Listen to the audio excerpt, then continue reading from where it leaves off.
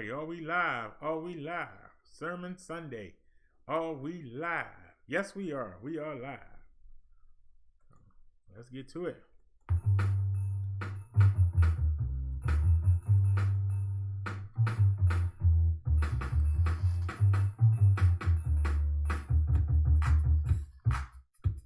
Wait a minute, something missing. Somebody's missing. There I am. I'm missing.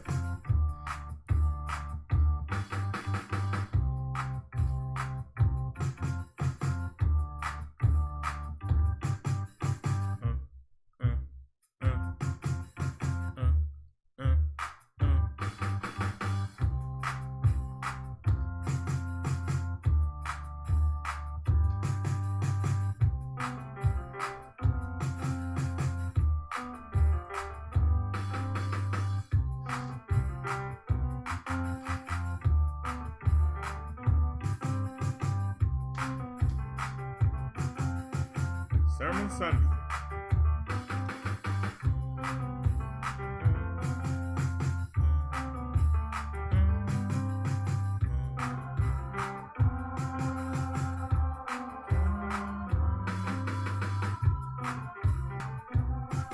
Right, it's Sermon Sunday.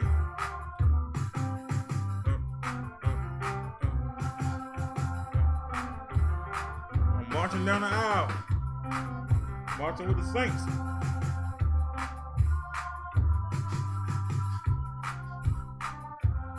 That's how I used to go down the aisle.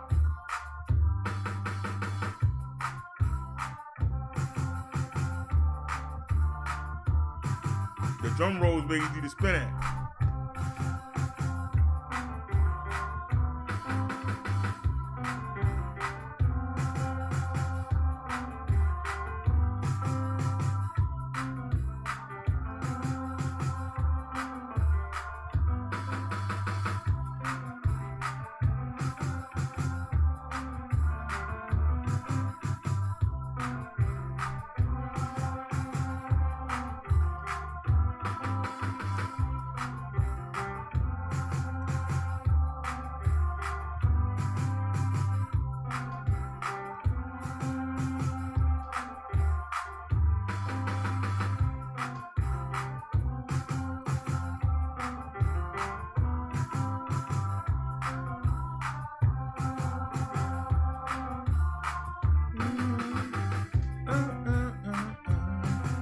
Cause everything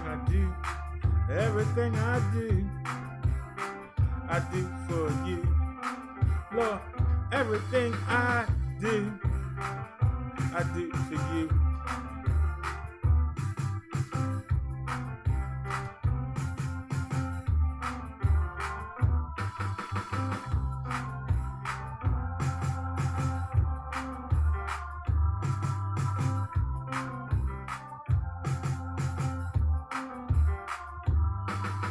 I'm playing an instrumental.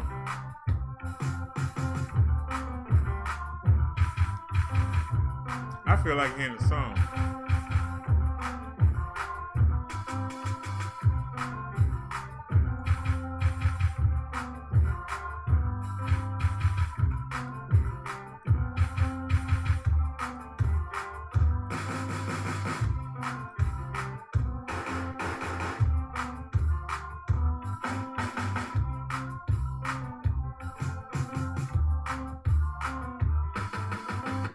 I want to hear the song now.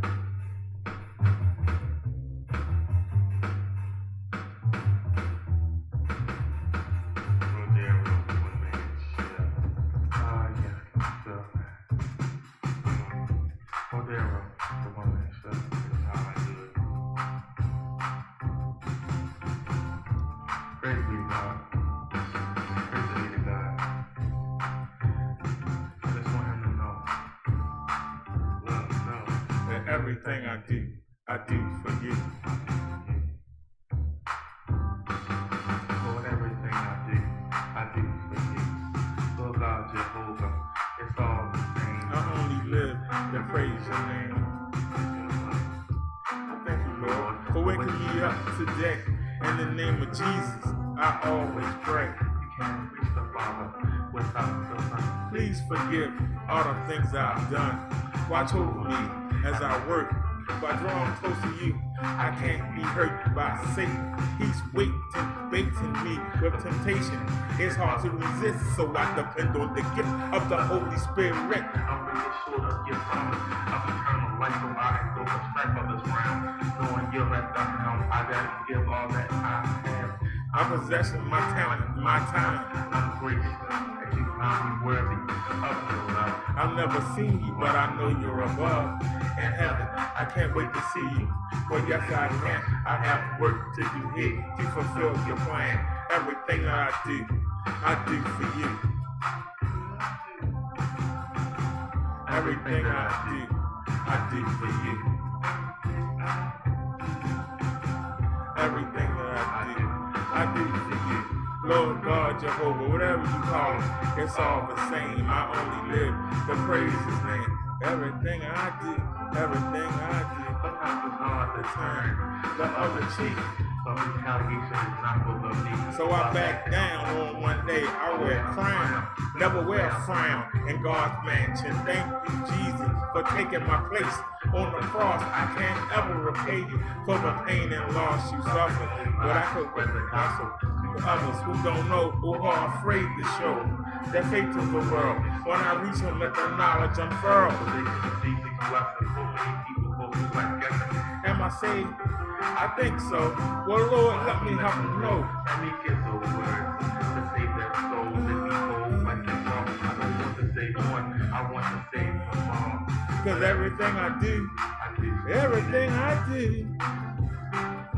do for you. Lord, everything I do. It's all the same, I only live to praise your name. Everything I do, Lord, everything I do for you. All that I am, all that I achieve are blessings from you. I believe you are the Lord of Lords, the host of hosts. I want to spread your name from coast to coast, not to boast, but the coast of unbelievers who are missing out and not receiving your grace. Don't let me get distracted. I'm a chase of the first items that I don't need. But let me feed on the life-giving knowledge of your word. So I can witness to those who haven't heard. I hear your call. Don't let me fall into the trap. I'm feeding my flesh until it becomes my head. And you laugh and they just say with the world. I have no power, but your spirit showers me every hour. So I can stay faithful.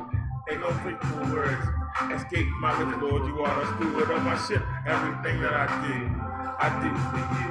Everything I do for you. And I do. And know this, God. Everything I do for you. From zero to one man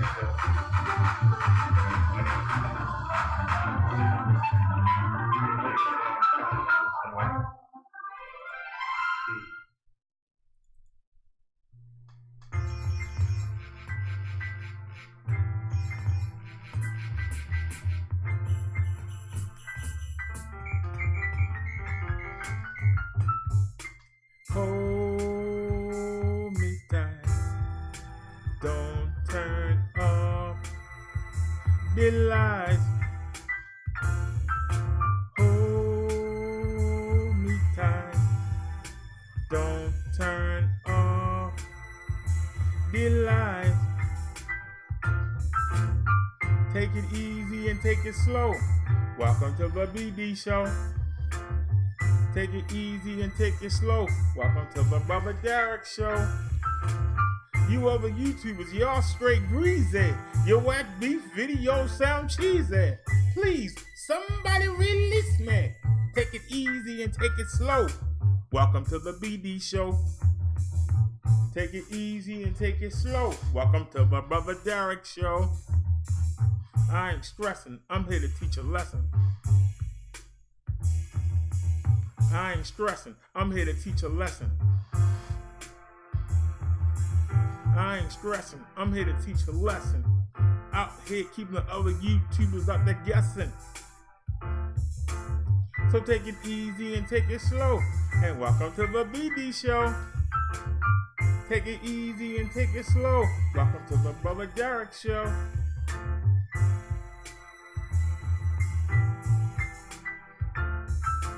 Hold me tight. Don't turn off the light. Hold me tight. Don't turn off the lights. Take it easy and take it slow. Welcome to the BD Show. Take it easy and take it slow. Welcome to the Brother Derrick Show. You other YouTubers, y'all straight greasy. Your wake beef videos sound cheesy. Please, somebody call Jeezy. Take it easy and take it slow. Welcome to the BD Show. Take it easy and take it slow. Welcome to the Brother Derrick Show. Hold me tight.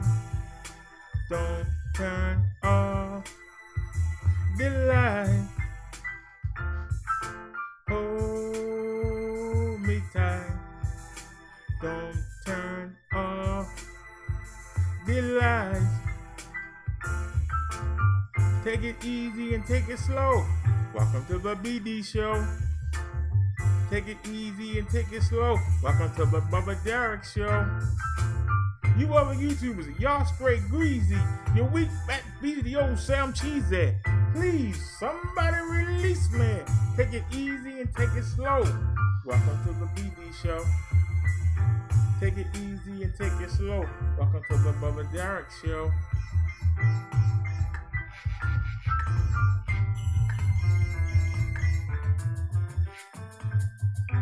Alrighty, y'all. Welcome to Sunday Sermon. Welcome to the BD Show. Anybody in the chat yet? Nope. Alright, so let's get to it, y'all. Let's get to it. It's Sunday Sermon. We got a lot to get to. Y'all can see by the title. Are we too comfortable nowadays? That's what today's sermon is about. Are we too comfortable? Are we laying back too much? Are we getting lackadaisical? Are we letting evil just run rampant while we just lay back? Well, we're going to cover that. But first, let's get to the news. We'll get the news out the way and then we get to the sermon. I know I'm late today, y'all, but I had some technical problems. I'll touch on that right now.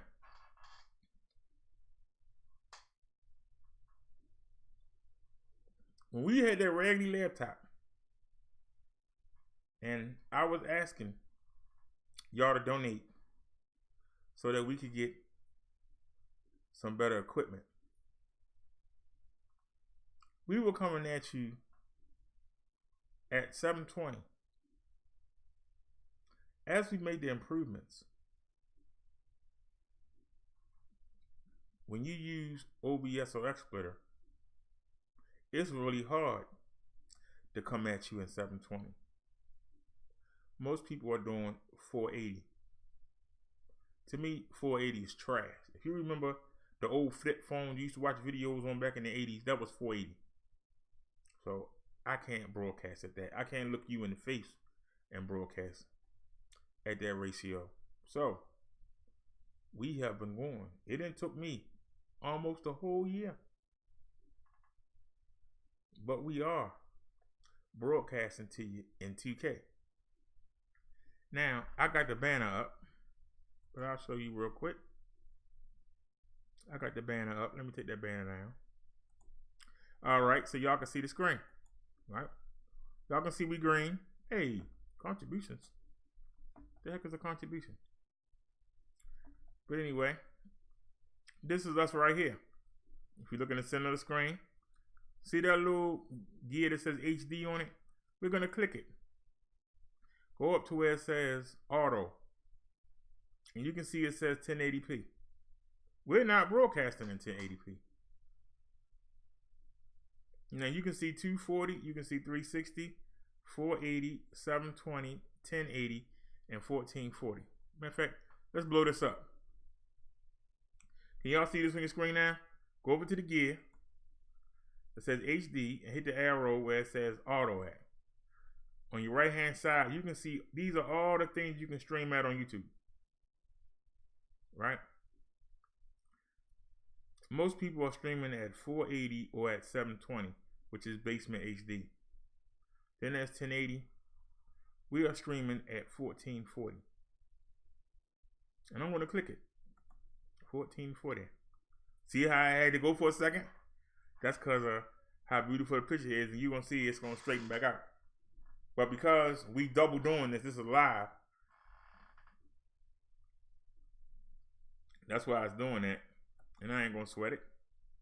Because I got her working hard. She's working hard. This is a computer. And if you look, it says good.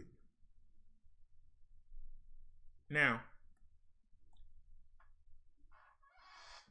y'all always complain about sometimes the audio don't sound right. You don't know what I've gone through to get this audio. The hours that I spent. You don't know the hours that I spent making this computer do things it ain't supposed to do. When y'all see me coming on and it comes off of private and y'all see me not wearing no shirt sitting in front of the computer working, hollering and fussing at the computer, that's because I'm trying to make it do what it ain't supposed to do. I got other YouTubers saying, oh, you gotta get $1,000 computer. Oh, you gotta, and the people that's saying that is coming to you in 480 or 720, which is trash. The people that's telling you that. If y'all don't help out with the Wi-Fi, I'm going to have to go back to streaming with the cell phone. We're going to have to come down to 720 because I don't know if the phone can even push 1080. We're going to have to come down to the trash. And yet you got YouTubers talking about they got $1,000 computers and they streaming at that trash level. So obviously they don't give a darn about you. When I tell you to come read with me, it don't matter what I say. It's going to be on the screen. The words are going to be clear that you can see. We're going to do our sermon today. You're going to be able to. You don't need your Bible. You don't need your Bible. Not when you with the Brother Derrick show. Everything going to be on the screen. Everything that we talk about is going to be on the screen. You don't need your Bible. Now, if you want to mark some stuff down and go back, that's up to you. But everything you need to know is going to be on the screen. Our audio is excellent. You don't see me wearing headphones, and you don't see a mic in my face neither. You don't see no mic attached to me. I ain't got no mic hidden under me. I've made the improvements through hard work, persistence, and patience. I've taken a little bit that I've been given and done a lot with it. I can't stand when I go watch somebody else YouTube and they got this little itty bitty box in the middle of the screen. How I looking at a 40-inch TV and you're not even covering 10 inches of it. I'm looking at this big blank space going all around it. The blank space keeps my mind occupied. I don't even paying you no mind. But you want to talk about me. You can see what I've done with the little bit that I've been given. What I've done. So, if we don't, we got 2 weeks before they cut it off.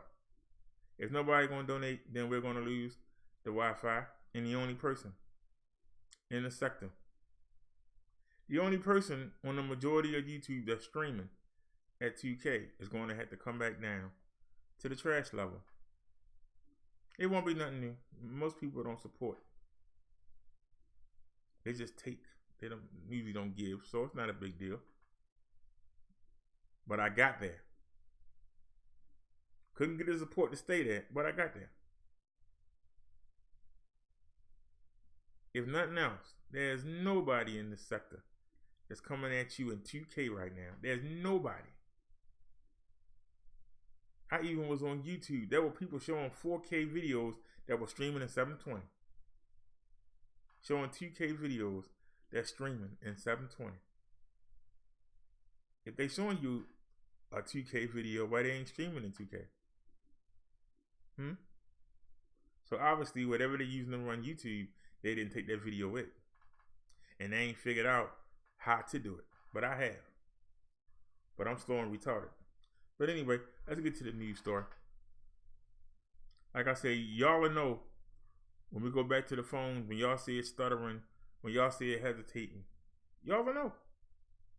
When y'all see that, y'all will know we back to the phone. And I don't want to hear nothing. I'm not going to say a word. I'm just going to hook it up. Today I paid the bill and I upped it to the unlimited plan. So I'm ready. Whenever it cut, I'll be ready. So let's get to the first video. The Brother Derrick show still going to roll on.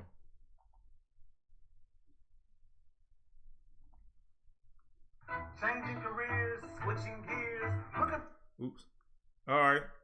Our first story today. A mother and daughter survive a tornado. Tornado hit their house while they were in it. Wait a minute. Now I can't find the button. After a tornado hit the Tampa. One Florida woman says that her baby is lucky to be alive after a tornado hit the Tampa Bay area on Friday. Thank God. Thank God.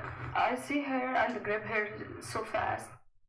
You can see the damage the Florida storm caused to this baby's room. Many other homes were damaged. Thousands were also left without power. Crews are now still cleaning up the debris. Hurricane Michael left a lot. That was it. Fact. Some of your favorite foods. Oh, that was it. Unlike. I thought they were going to show something. Ain't no story. Nope. That was it. Okay. I feel kind of dumb right now, but okay. I feel kind of stupid right now, but okay. Let's move on to something else. We got other stories. No big deal. I thought that she was going to tell us something. I feel cheated. I don't know about y'all. I feel kind of cheated. All right, let's do an update on this story we've been covering. We've been covering this every day. All right.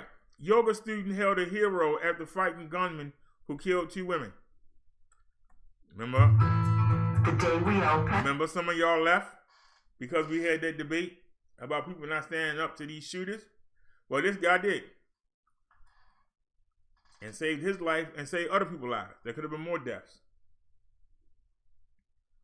He stood up. He got pistol whipped. That's a lot better than getting shot. The pistol whip won't heal. Bullet wounds don't. All right. Opened fire in a Florida yoga studio, killing 2 people. Scott Paul Beerley was known to Tallahassee police and had a history of violence towards young women. Here's Manuel Bojorquez. Another sanctuary pierced by gunfire when a man stormed into a Tallahassee, Florida yoga studio Friday night, killing 2 women. 21-year-old Maura Binkley was a Florida State University student. 61-year-old Nancy Van Vessen was a professor at the school's College of Medicine. Police say 40-year-old Scott Paul Beerley shot 6 people and pistol-whipped another man in the attack at Hot Yoga Tallahassee. The Army veteran died after he turned the gun on himself. That several people inside fought back and tried to not only save themselves but other people. The gentleman who came in apparently tried to fight off the attacker, and he had quite a few wounds on his face. Beerley was known to Tallahassee police. In 2016, after he allegedly slapped and grabbed a woman at a pool, he was charged with battery. 2 years earlier, he was charged with trespassing at Florida State University. In 2012, another battery charge for grabbing a woman in a campus dining hall. I see dreadlocks as the black man's mullet, the pants below the butt. You realize that's a gay thing? You don't have to be a degenerate. You don't have to be disgusting. The former high school teacher posted condescending and racist YouTube videos. YouTube took the channel down on Saturday afternoon. There has been an outpouring of support for the victims. 2 remain in the hospital, and Elaine, deputies in Volusia County have been searching the gunman's home and are reviewing his electronic devices and social media profiles. Manny, thank you. So we got another sicko that was on social media telling everybody here sicko. Ain't nobody said nothing. This could have been prevented. So you got a guy that used to be in the army, so he know hand-to-hand combat. He know how to use weapons. But twice he's been caught doing something on college campuses. Why is a grown man grabbing women on college campuses? Why is he getting battery charges on college campuses? That means he like messing around with young girls. Why else would he, a former veteran who's not in school, why would he be on the college campuses? And why would he get arrested twice on charges? He liked to be around young girls. He also, when he came out of the military, became a teacher. Why? He liked to be around young girls. So this man been floating around. And I guarantee you, each time he got in front of that judge, because he was in the military, I guarantee you, he got a light sentence, was let him come right back into the community. Let him come right back and keep terrorizing it. Well, I don't think he coming back this time. He killed them 2 women and wounded them other people. It'll be a while before he get out. He might not see the light there again. And that's good that he doesn't see the light there again. Anybody have any comments? Nope, chat is clean. Let's keep moving.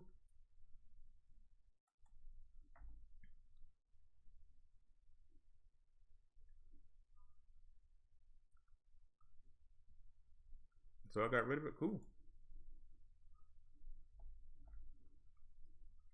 All right, this is a sad story. Is there a video for it? Knew it wasn't gonna be no video. Doggone it. I'll read it. 3 girls were killed, and the 4th was in critical condition Saturday after the driver of a pickup truck struck members of a Girl Scout troop who were picking up trash on the side of a Wisconsin road. Hold on a second now. Wait a minute now.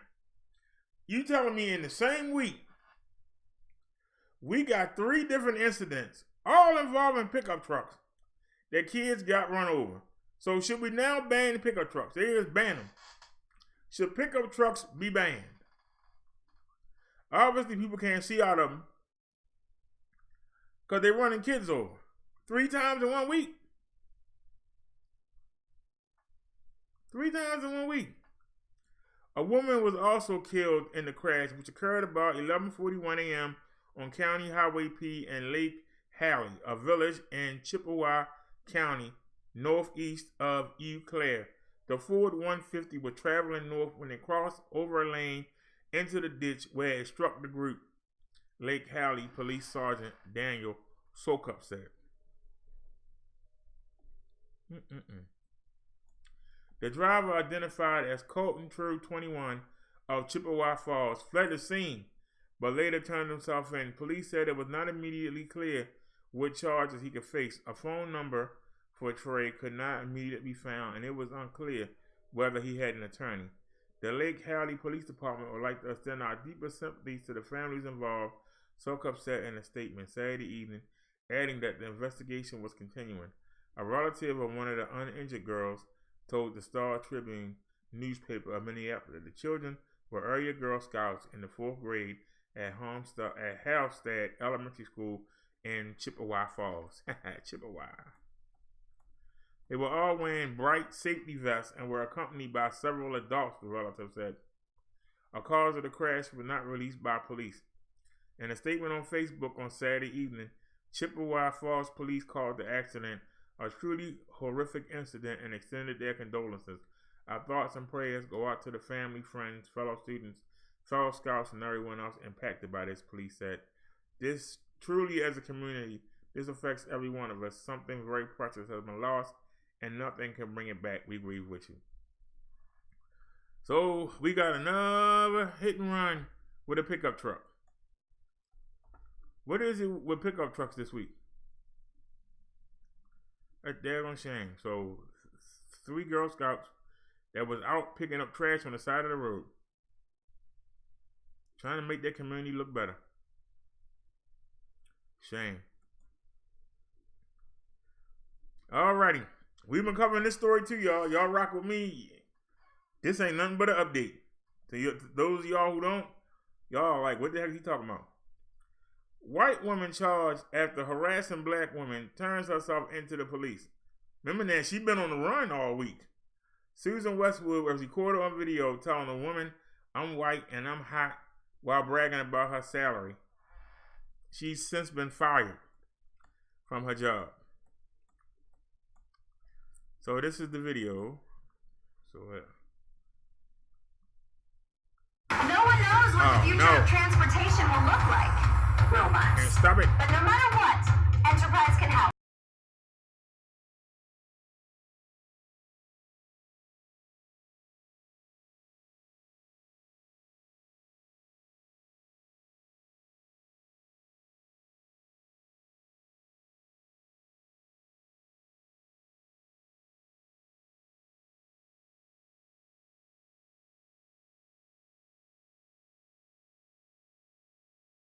$25,000 a year, and I want to make sure that you're all up in here. Girl, I got you, girl. I'm white. I'm girl. White. I'm girl. White. I'm white. I got you, girl. Hi, how are you? I'm hot. I'm beautiful. I'm 51. What are we going to talk about tonight? Being hot, being beautiful, being white, being my new weave. Why do you feel you need to be in outer space? Well, I live here and I pay rent. I pay almost $1,100. And so does she. Okay. Talk to her, please, because I don't know. So what's going on? Okay, I don't know, but we can call 911 to find out. That's cool. Is your boyfriend here? Is your baby daddy here? Nobody cares. I'm white and I'm hot. I'm white and I'm hot. So what are you doing here? I don't know, but we're going to see you in court Monday morning. Okay, all right. I'm looking forward to it. Okay, great. I got you too, baby. I got you, baby. I got you. This is Myers Park. This is a Myers Park. Babe, good. Go. What are you doing hanging out here on Friday night? okay. Stop. I'm trying to stop you, man. Why you keep trying to go on? I don't want you to do anything. I'm done with you. We're going to read, and we're going to keep moving. A white North Carolina woman who harassed two black women while they waited for their AAA roadside assistance has turned herself into police, according to NBC affiliate WCNC of Charlotte. Susan Westwood, 51, turned herself into the Sunset Beach Police Department on Saturday. She was transferred to the Brunswick County Sheriff's Department, where she was served with an outstanding misdemeanor warrant for misuse of the 911 system, in addition to 4 criminal summonses. An officer at the Brunswick County Sheriff's Department confirmed to NBC News that Westwood had been in custody but had been released. He was unable to provide any additional details.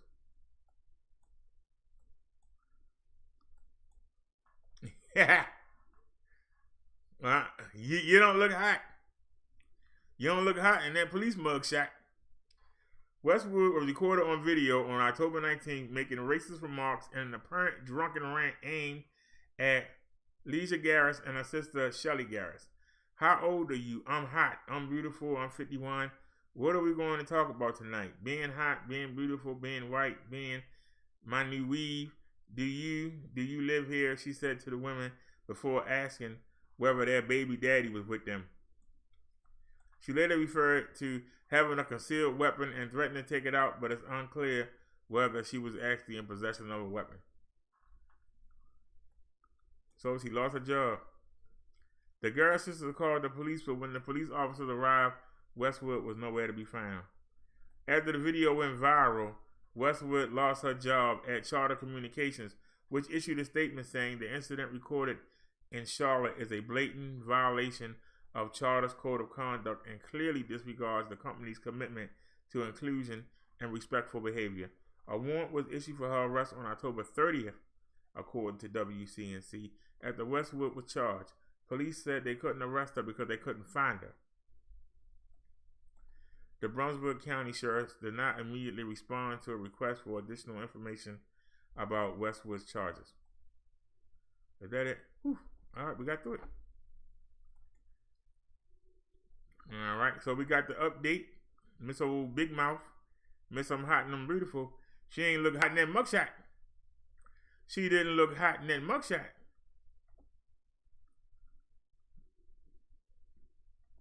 Let's move on to the next story.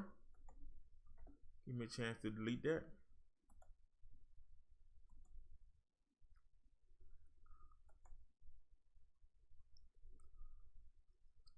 I only kept this because in the 90s, this woman was all over Rush Limbaugh.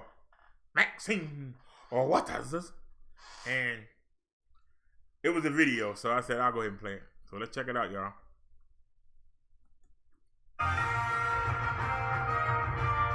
Maxine, what else? They're going after healthcare. They're going after working families in such a trickle down way. But you know what? I'm effective. I'm effective in getting the resources necessary to win the election. More importantly, I'm an effective legislator.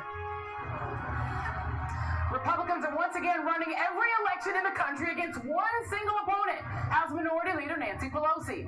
But she seems unbothered and, in fact, highly optimistic about the Democrats' chances of taking the House. So, are her House colleagues just as confident? Well, to answer that question, we're going to give you your moment of Maxine. So we do. Congresswoman Maxine Waters of California. I don't know if you can hear, there's a cheering section for you here, Congresswoman. They love you. Yes, absolutely. I think this is Congressman Alcee Hastings' district, but you guys can share. You are their joint shadow congresswomen, congresspeople. So thank you for being here. Let's talk about this upcoming race. How optimistic are you that the Democrats will control the House after this Tuesday? Well, I am pretty much optimistic. We have great candidates. Everyone's been working very hard to raise a lot of money. Our candidates have been great on the issues, and it looks good. And so I am optimistic, and I'm very hopeful. And I think that this country deserves a change. And I think we can elect the kind of leaders that will take this country in the right direction. You know, David Jolly, former Republican congressman, now actually former Republican, he said earlier on this show that the message of the other party, of the Republican Party, is about the caravan and about you, and that Donald Trump is directing a campaign against you personally to try to encourage more Republican votes. What do you make of that? Oh, well, it's absolutely true. It is obvious that the President of the United States of America is placing a target on my back, and he keeps calling my name and lying about me in order to make the target work. So I'm not intimidated by it, but I know what he's doing. And so I just continue to do what I do, to call it like it is, to speak truth to power. And I want you to know that the American people in the final analysis will understand how divisive this president is, how dangerous he is, and how he is pitting us against each other. So I know that he's going to call Maxine Waters every time that he is in one of these rallies. But, you know, my classmates from St. Louis, Missouri, who I went to school with years ago, can't believe that the President of the United States of America is focused on this woman who was a little girl raised up in St. Louis, Missouri, one of 13 people who lived in poverty, who worked very hard, started working when she was 13 years old in a segregated restaurant, can now be the focus of the President of the United States of America. So I'm getting calls from all over. Well, he might know that you would become the chair of the Financial Services Committee and maybe subpoena his tax returns. I think that might have something to do with it a little bit, and you calling out on the Russia investigation so much. But I do, you know, I would be remiss if I didn't ask. This is the first interview I've seen with you since the threats that you received, that about 15 that we know, threats from a Floridian, an extremist, a very fervent Trump fan who sent mail bombs to multiple Democrats. Chairman Pelosi, the leader Pelosi, and others. In this kind of a climate where speech can actually produce violence, yes. How do you respond to that? I mean, how do you live with that, and how do you respond to it? Well, first of all, I think that what has happened with the targeting of individuals who have basically, been opposed to this president should tell the American people something about what is going on. And all of us who were targeted are simply saying that the president of the United States is taking this country in the wrong direction, that it is dangerous, that it is divisive, and he continues to dog whistle to his constituency out there, and he's promoting violence. I'm accustomed to being threatened. We have had at least one individual indicted who threatened to kill me. I have many threats to kill me from different places in this country. So I'm accustomed to being threatened. And while I am not foolish, I'm wise enough to understand that I need to have some security, particularly in various circumstances. I'm not afraid, and I'm not intimidated, and he cannot stop me. I'm going to continue to talk about how he has defined himself as this divisive and dangerous man that's running this country. And I think in the final analysis, after it's all over, that the American people are going to understand that we deserve better than this, that we need a president who has basic good values. He does not have them. He does not care about anyone but himself.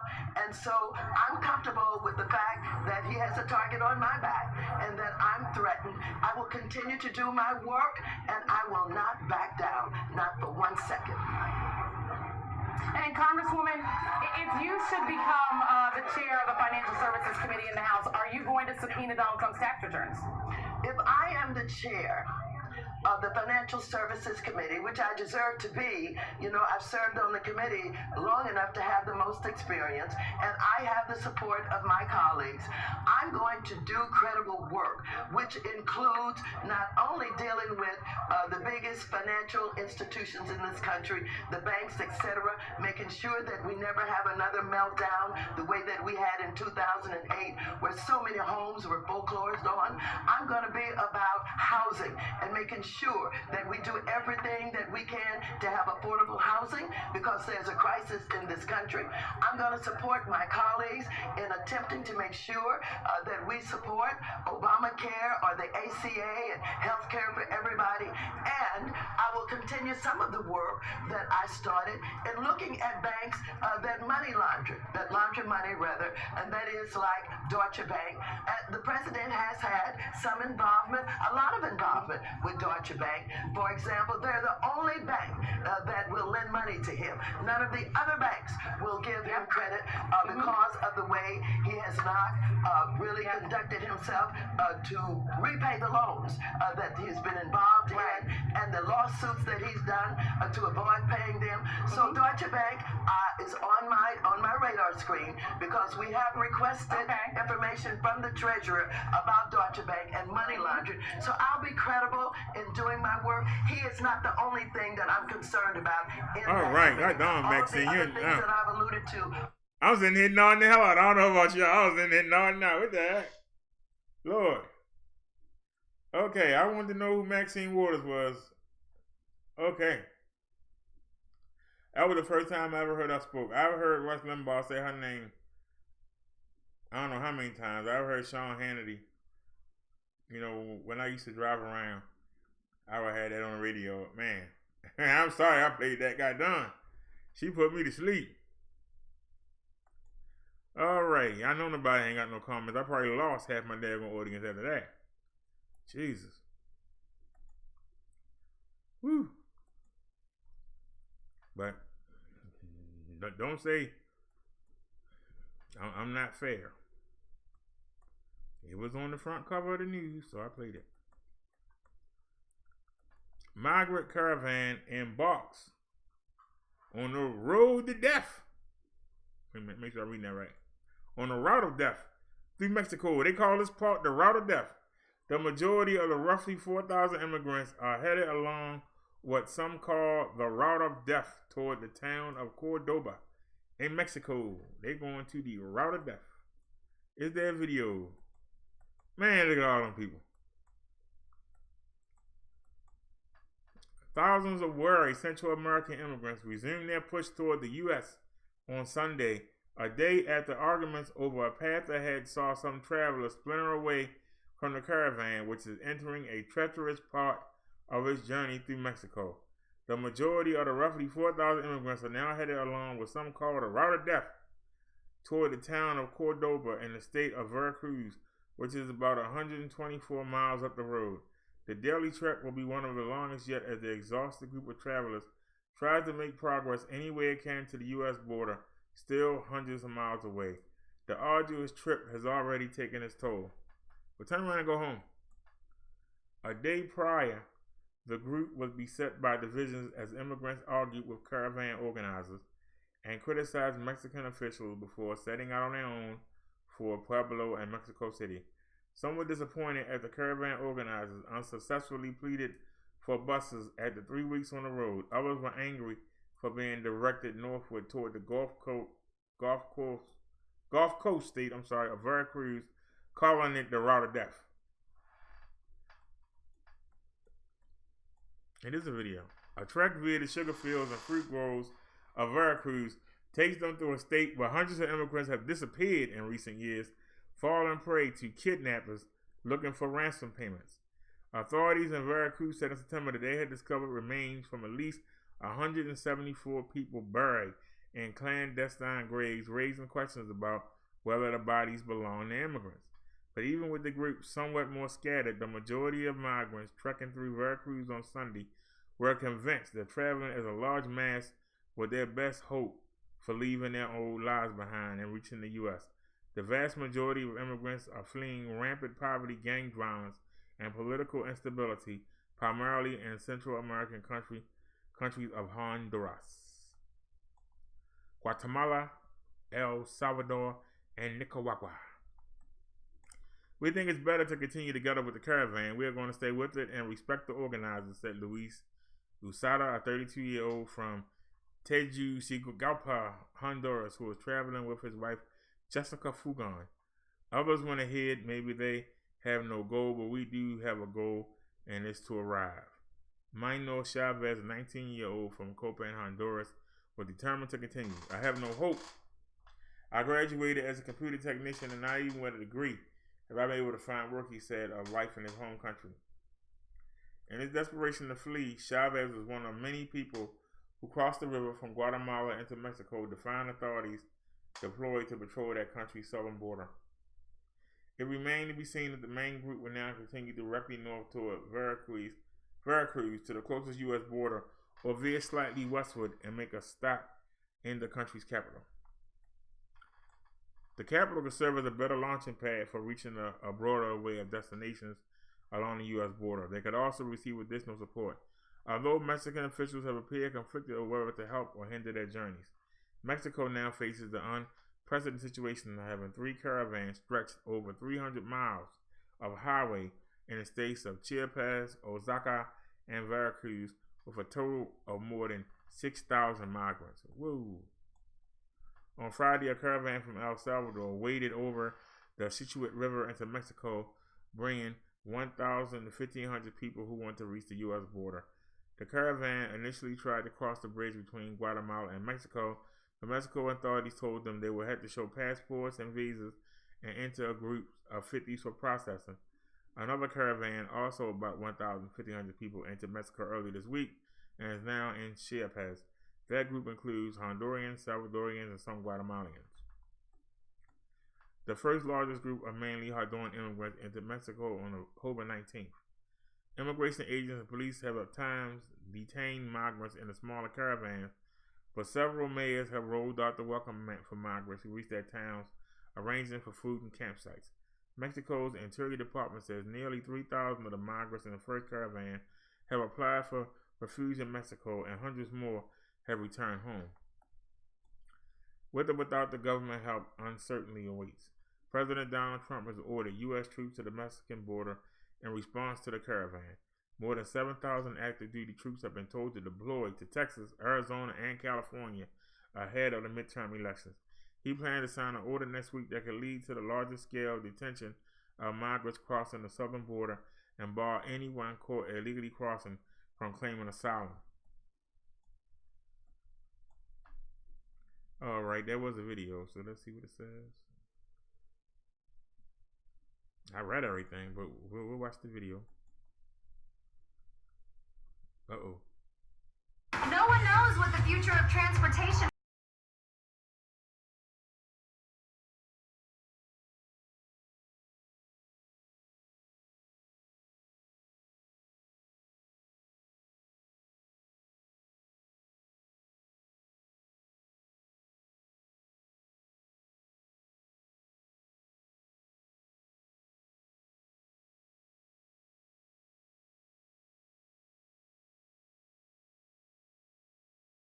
Tonight, the largest of 3 migrant caravans has resumed its slow journey through southern Mexico after a state governor there suddenly pulled his offer to provide buses. The closest group still some 700 miles away from the U.S. border. But the military is already fanning out across southern Texas. A lot of people talk about there's a caravan coming. In this area, in McAllen, we see a caravan a week. Chris Cabrera is a longtime Border Patrol agent who says this region has seen a surge in undocumented migrants, now up to 5,000 a week. You believe these troops will help? I believe they will help, but I do not believe it is the final solution. I think it's more of a patch, but we need to get that final solution, and that needs to be done through Congress. The new troops are now reinforcing this international bridge, part of the first wave of up to 15,000 that President Trump says will help keep the migrants out.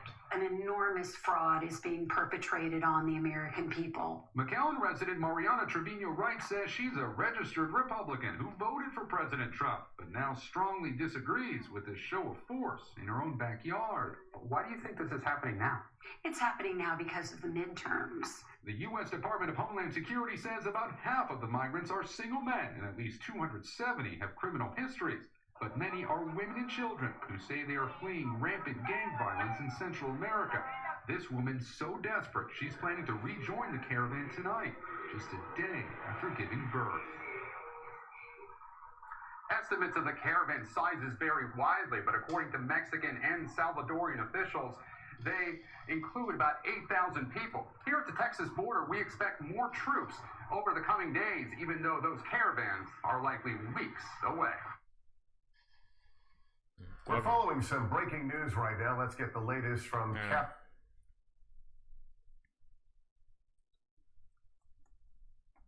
This news is depressing.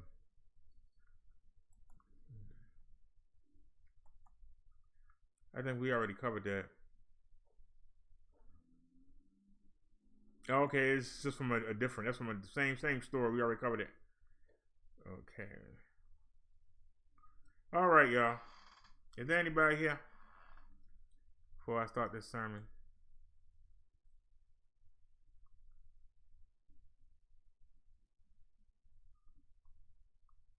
Six people. Alrighty. Well, let's get to it.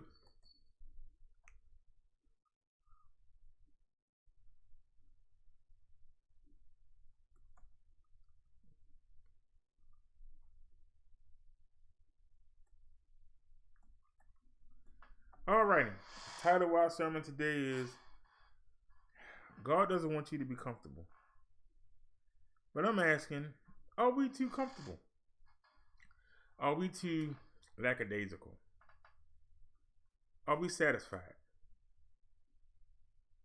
We get 3 good meals,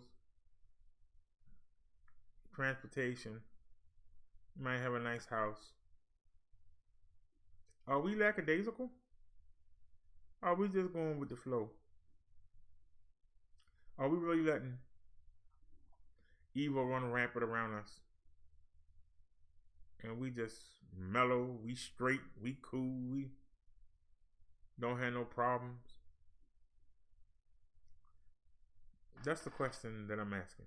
So let's take a look at this story.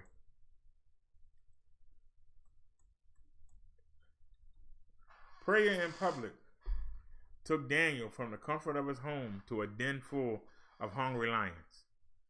Worshipping only God took Shadrach, Meshach, and Abednego from the comforts of security to the burning fiery furnace in the anger of a king. Faithfulness to God took Mary from the comfort of an ideal life to being a pregnant, unwed girl delivering God's own son in a barn. Following God took Moses from the comfort of shepherding a few sheep to leading the Israelites in the desert to the promised land for 40 years. Obedience to God took Abraham from the comfort of his hometown to an unknown land.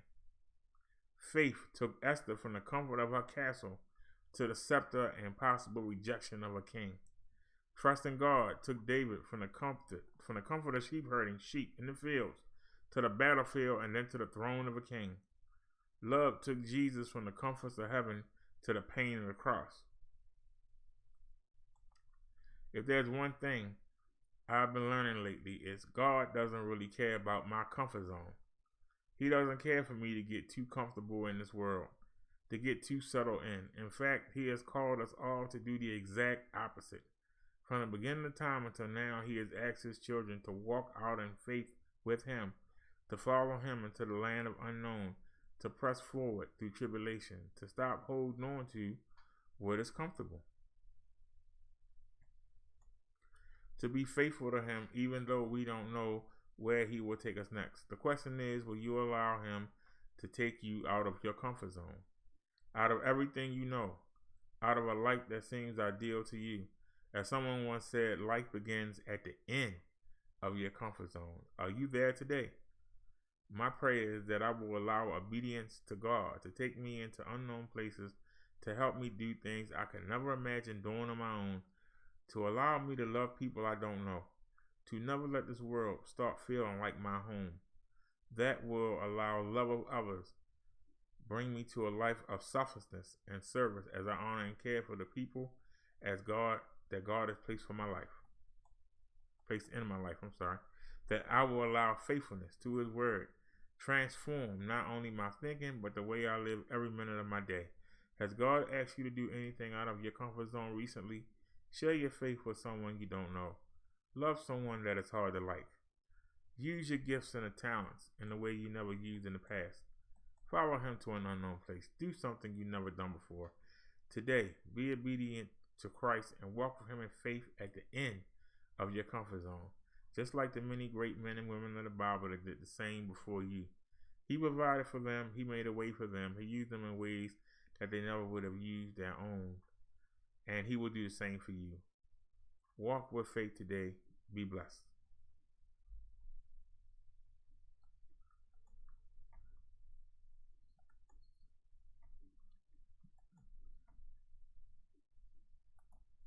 Let me delete that real quick. All right. Did that strike a nerve with anybody? Nope. Chat is empty.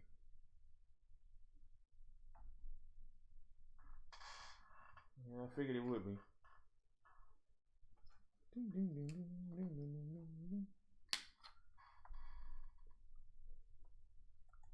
All right, let's mosey on.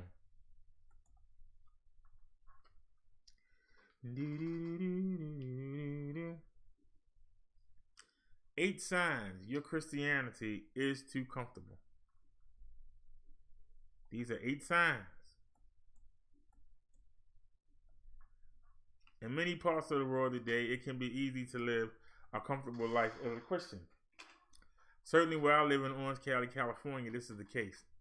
But is that a good thing? I like to suggest that the Christian faith is inherently uncomfortable. To be a disciple of Jesus is to deny oneself. Matthew 16:24. Let's go take a look. Take up your cross and follow Jesus. Then Jesus told his disciples, if anyone will come after me, let him deny himself, take up his cross, and follow me. A lot of people don't understand what that means. If anyone will come after me, deny himself, take up his cross, and follow me. That means drop what you're doing right now. Don't go back and pick nothing up. Follow him. Follow him and see where he leads you. How many of us can do that today? Just drop everything you're doing right now. Leave your job. leave your family, leave your credit cards, leave your bank accounts, leave your nice cars. Just drop everything and come follow Jesus. How many of y'all are willing to do that? How many of y'all are so comfortable that y'all would never think to do that? That's why he says it's easier for a man to go through, it's easier for a camel to go through the eye of a needle than it is for a rich man to get into heaven.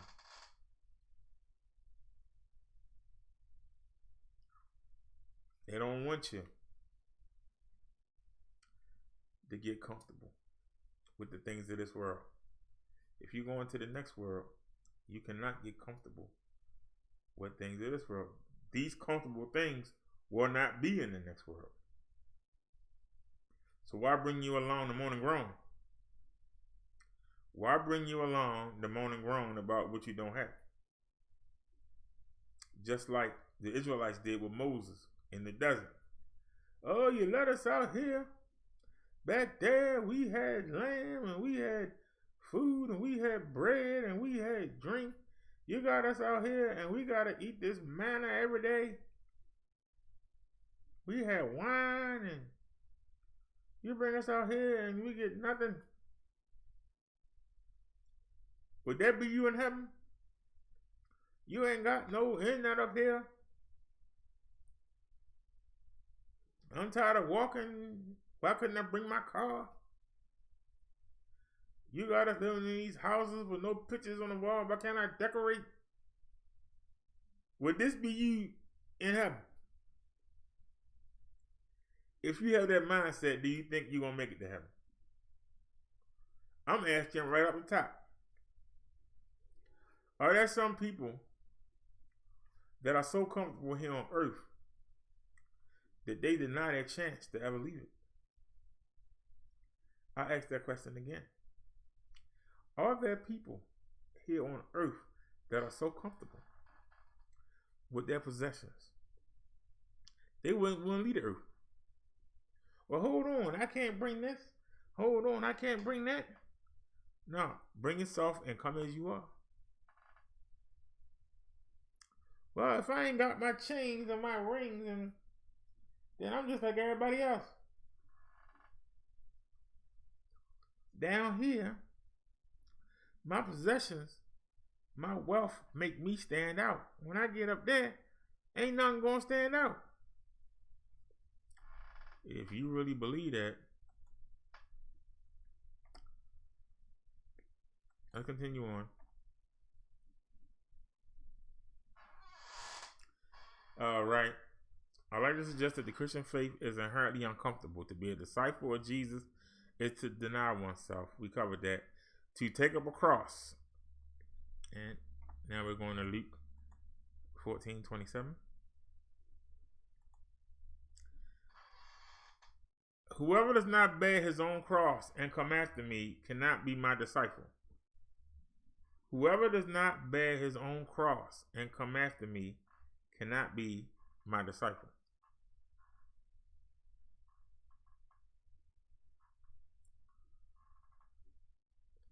When they say bear your own cross, Jesus had to carry his cross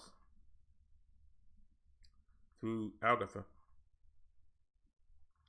before somebody came along and carried it the rest of the way for him.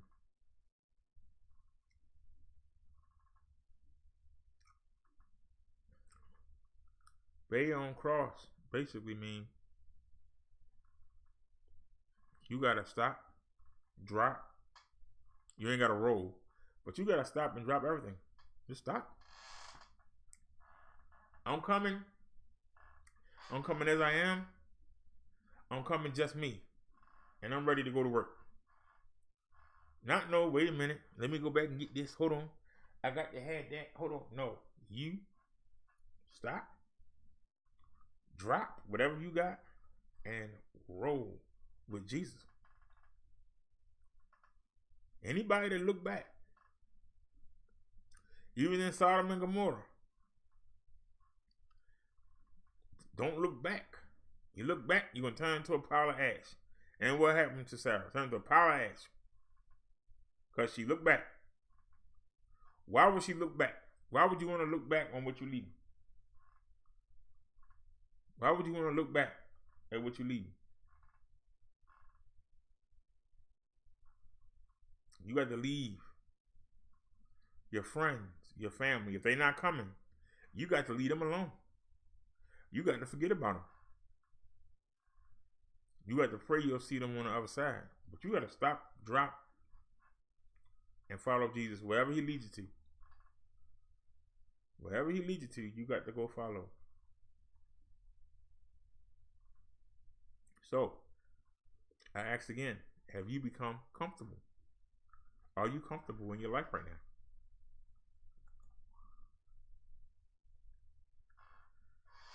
now? All right. To be a disciple of Jesus is to deny oneself, to take up a cross, Luke 14:27, to be subject to persecution. And they got two scriptures here, so let's check them out. I really ain't had to hit this, but I want y'all to be able to see it because it's real small. I can read that, but I want it to be big so y'all can read with me. Remember the word that I said to you. A servant is not greater than his master. If they persecuted me, they will also persecute you. If they kept my word, they will also keep yours. Remember the word that I said to you. A servant is not greater than his master.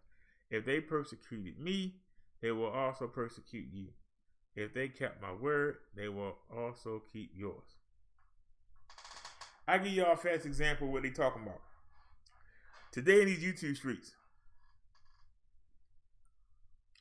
if you roll with Vic Damone, the King of Trolls, if you're an army member and you roll with Vic Damone, anybody that he beefing with will come after you if you speak up just as fast as they will come after Vic Damone. If you in Soto Nation and you speak up for Tommy, the haters will come for you just as fast as they will come after Tommy. So Jesus is saying a servant is not greater than his master. So if they come after me, you know they're going to come after you. You easy to get to. Y'all understand what I'm saying? So if you are willing to drop what you're doing and you willing to go follow Jesus, you're going to get picked on. You're going to get persecuted. You might even get killed. You might die in his name as a martyr. That's definitely going to take you out your comfort zone. So, is any of y'all ready? All right, let's check out 2 Timothy 3:12. Indeed, all who desire to live a godly life in Christ Jesus will be persecuted. Indeed, all who desire to live a godly life in Christ Jesus will be persecuted. Who's going to persecute you?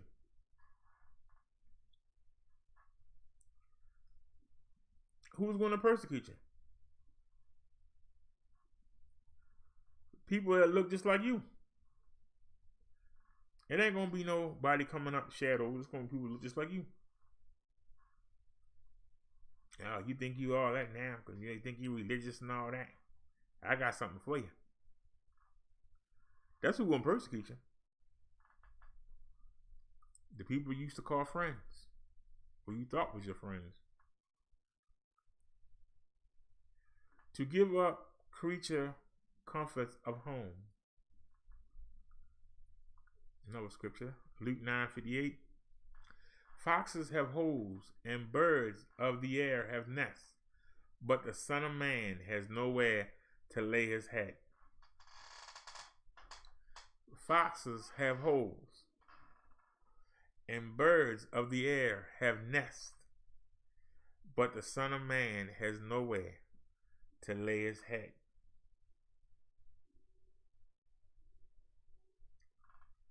So not even Jesus has anywhere on earth to rest at. No place he can lay down and call his own.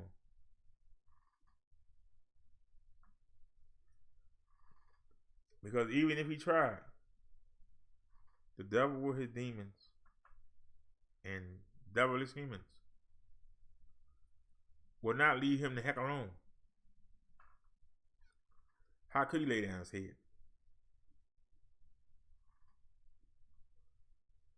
So if you're going to follow him, you're not going to have a stable home neither.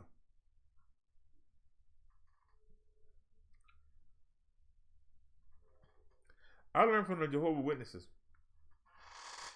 And being Jehovah's Witness is very difficult. But you are supposed to pick up your Bible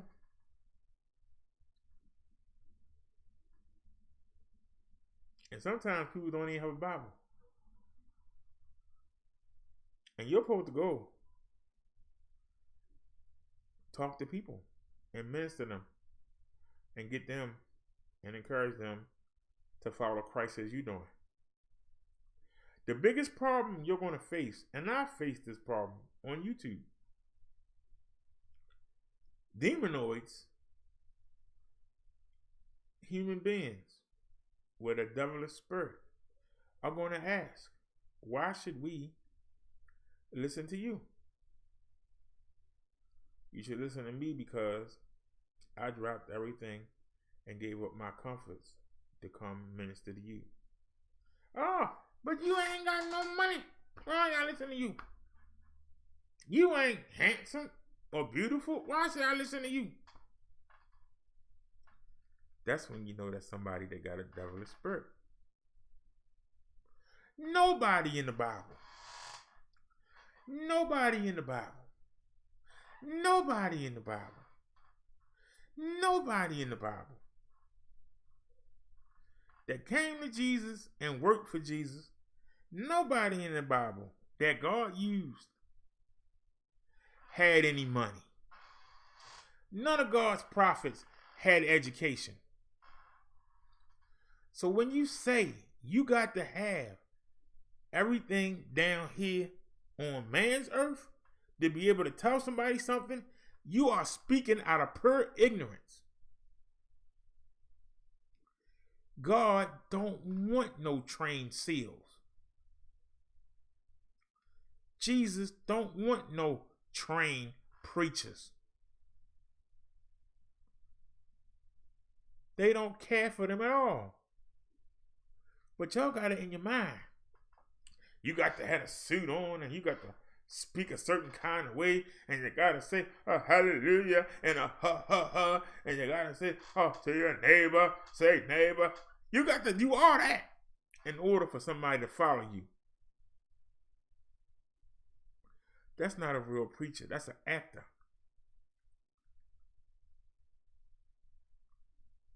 And I can tell you from experience, when I asked those when I asked them a question, they put me off to the side. When I asked them a legitimate question, they put me off to the side. When I come back the next week and ask them again, they put me off to the side. Why? Because they don't know. They trained seals. They only know what they told. They're going to come, they're going to teach you a lecture, and there you go. The people that God used don't have no training. He tells them what to say. They don't have no money. They don't need money. The people that hear the message will take care of them. The people that don't hear the message will try to persecute him. Isn't this what we talking about? The people that hear the message and receive it and want to learn more will take care of that person. That's why you can drop everything. That's why you don't have to go back for nothing. You're going to get what you need. But see, we have to have those comforts. We got to have that backup. And if you need backup, then you don't have faith. And if you don't have faith, you sure as heck can't follow Jesus. You sure as heck won't be walking into heaven with God. Because you don't have no faith. Well, yeah, Jesus, I'll come walk with you, but hold on. I got to go back. I got to go back and get my gold coins, I've been saving them gold coins for years, man. Well, and when you come back, Jesus ain't going to be there.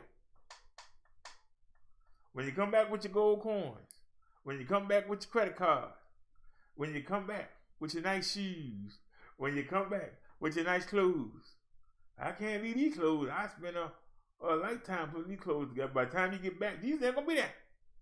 He's going to be gone. He told you come as you are. Drop everything and come. He told the same thing to the disciples. Look it up in the gospel. He said, I'm sending y'all out in pairs of twos to the local cities around here. I want you to go and minister to everybody you see. You're not going to give us no money? What you need money for? The people that hear what you got to say are going to take care of you. You're going to get lodging. They're going to provide you with food. They might put some money in your pocket. Don't worry about that. You go do what God wants you to do. He wants you to go preach. Go do it. Now, some of these men were fishermen. Some of these men were carpenters. You had a couple. One was a doctor, I believe, and one was Judas was the tax collector, wasn't he? There wasn't not one of them that had anything to do. Because you got to remember, you had to have money to have a Bible back then. Because everything was on scrolls. Can you imagine the first 10 books of the Bible, somebody handwriting it on scrolls? You know how much that must have cost? It must have taken somebody like 6 months to just do one. So Bible was expensive. So they were not educated men. Now the teachers of the law and the Pharisees, they were educated. But the Norman common folk, you can tell them anything. Where they gonna get a Bible from? Up until they came out with the printing press, 90% of the people never had a Bible in their hand. 90% of the people in the world, until they came out with the printing press, never had a Bible. Ever. So when somebody say you gotta have the suit on, and you got to talk just right, and you gotta look just right, they ignorant. They heathens. They don't know. The majority from Samuel, most of the authors of the Bible were not educated. They were not educated. So when somebody tell you you don't have the right credentials, you don't have the right look, you don't talk right, you don't look right, you don't come across right, that person is going to hell. Because God don't give a darn about none of that stuff. He wants you to deliver the message that he give to you. He don't want you to deliver a message from another man. A man can sit down here and write plenty of daggone scriptures. He can write them. But they're going to get picked apart by people who listen to that spirit. A lot of people can sit down there and put on a great sermon and a great show. And that's what it is, a show. It is a show. You want to see a show? Go watch the pro-blacks. Watch them put on a show. That's what it is, a show. And they got you used to it. The same way I told you earlier. People got used to you, used to getting that sorry quality.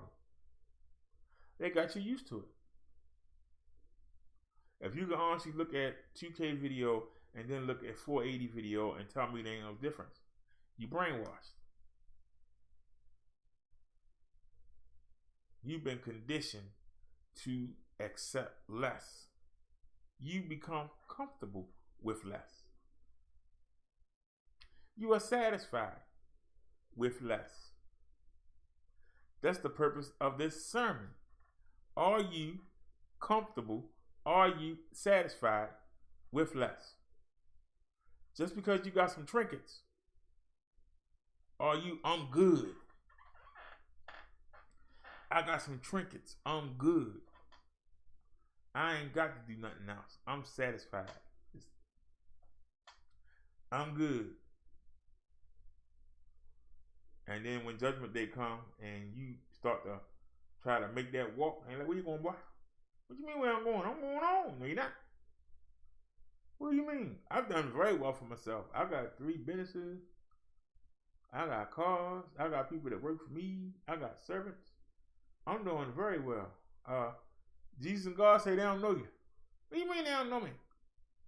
I go to church every Sunday. And what church you go to? I go to the Church of the Living in Christ. Right there in Middleton, North Virginia. You go to who? Jesus and God said that's not that church. Now I ain't no disciples from that church. What are you talking about? Man, I go to church every Sunday. I put money in the till. What have you done in Jesus and God name?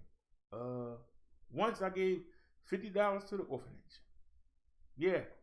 Some people came around to the job and, I showed off, because everybody was short that week, and I just went and broke out the big $50 bill, and I was like, here you go. I put 50 there. So you did it to show off for your employees. You didn't do that for God. Well, I did it for God, but no, I know you didn't. You did it for the employees.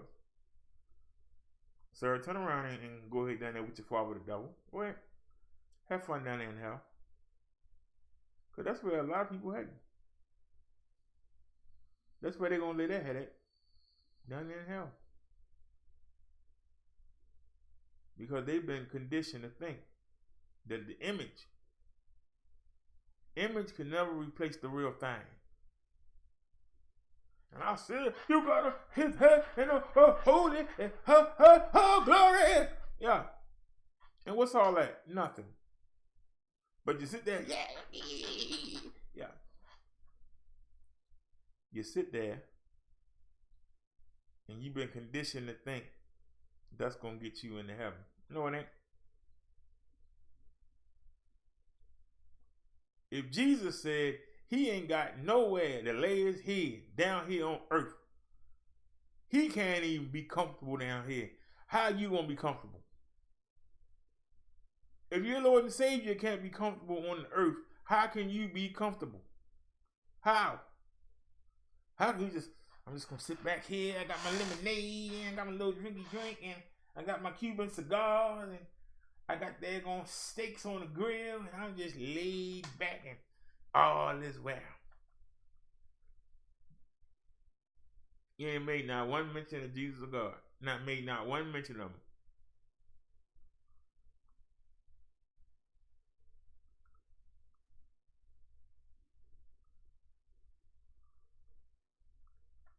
I was fussing the other day.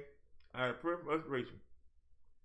I said, man, we're going to put on a good show today. We're going to put on a great show.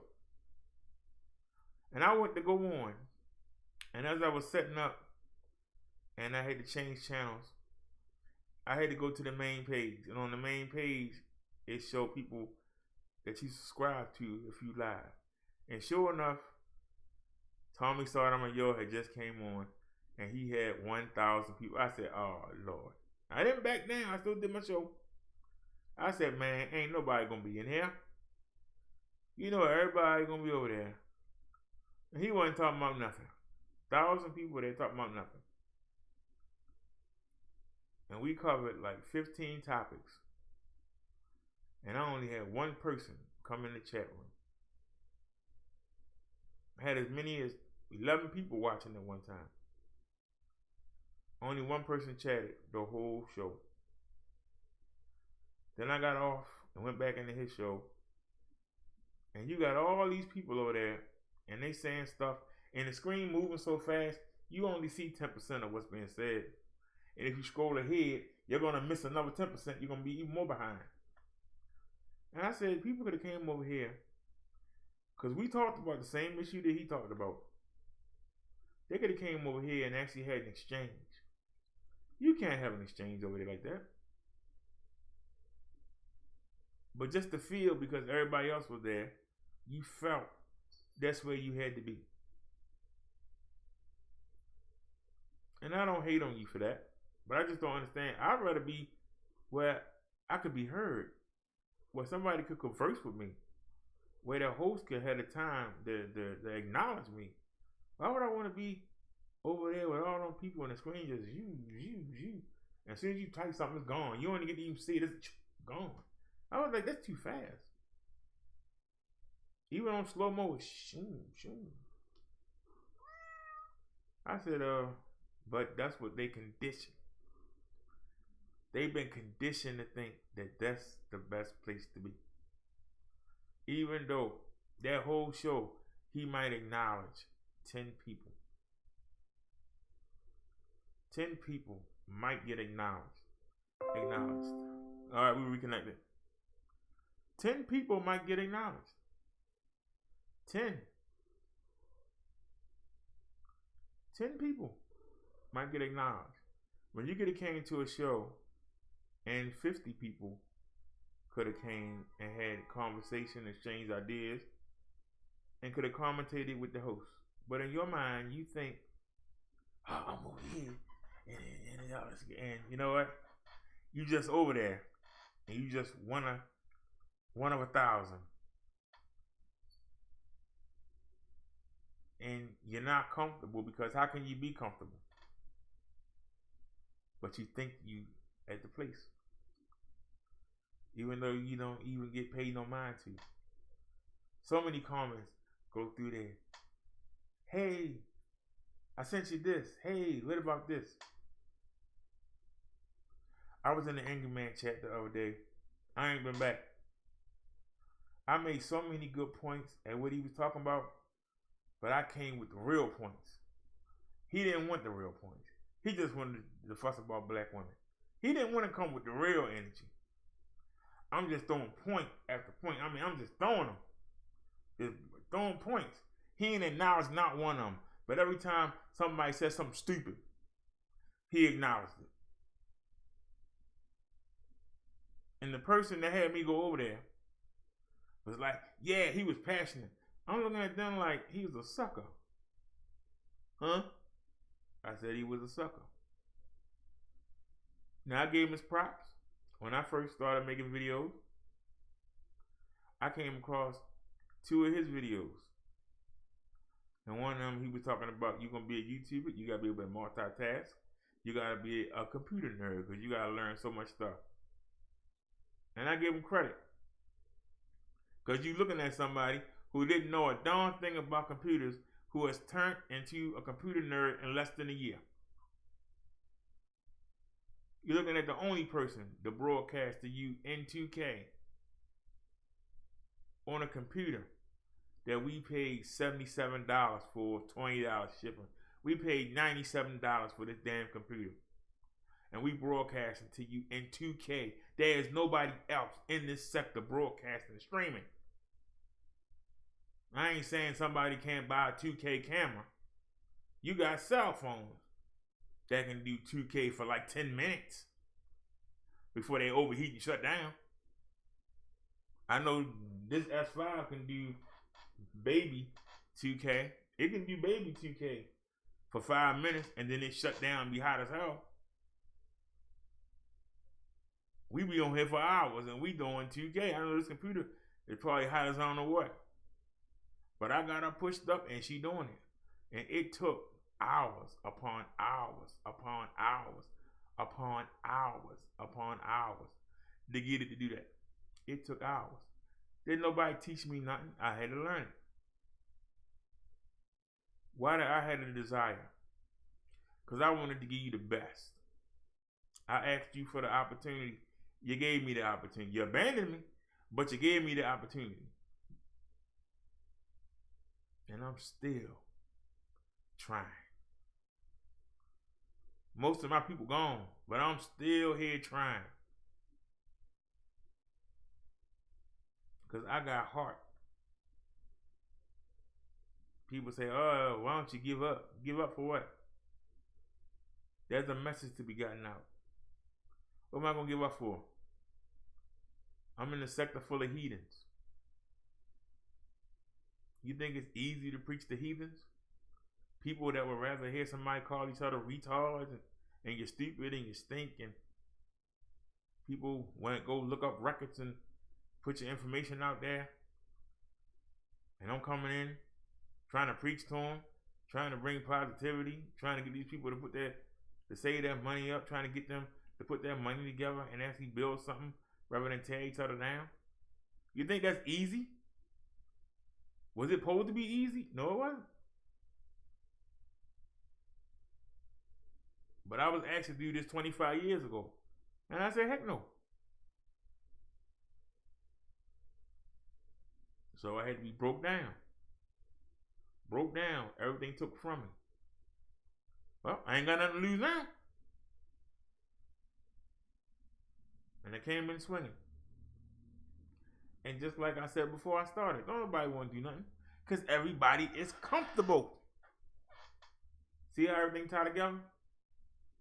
Everybody is comfortable. You're comfortable. You're satisfied. You want somebody to tell you to be satisfied. You want somebody to tell you, keep doing what you're doing, even though you know it's wrong. You want somebody. You want to sit here and see people argue with each other and tear each other down because it makes you feel better about your life situation. That's the reason why. But then you think you're going to heaven. You think you're going somewhere. Why the heck would he want you up there? If that's what you really believe, if that's really what you want, if that's really the entertainment you enjoy, why do you think he want to bring that mess up there? I ask you this. Every time I preach, I ask the same question and never get an answer. You really believe that it's going to be a Tommy Sotomayor and a Victor Moan and a Candy Cartel and Chucky and Tyra? You really think they're going to be up there in heaven doing the same shit they're doing down here? You really think that? But that's who you back. You really think Tyreek going to be up there doing that shucking and jiving? You really believe that? They going straight to hell. You know it and I know it. And if I let them suck me into that mess, I'll be right there with them. I might dabble in it, but I won't stay there. I might stick my foot in the water, but I ain't getting in. You're not going to draw me under with that crap. But that's what you want.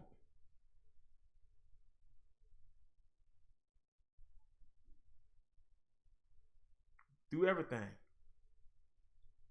I asked before I got it. Was y'all going to support? I had 300 people watching me every night. You telling me that we can't pay a $105 bill? Them people are gone. Where they going to?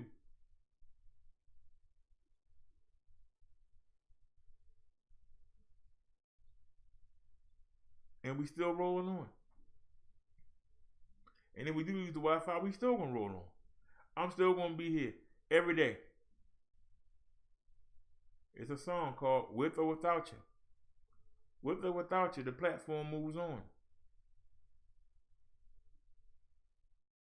The ocean liner must head out. You might be on board, you might get left ashore. But with or without you. So if you want to keep being comfortable and doing what you're doing, by all means.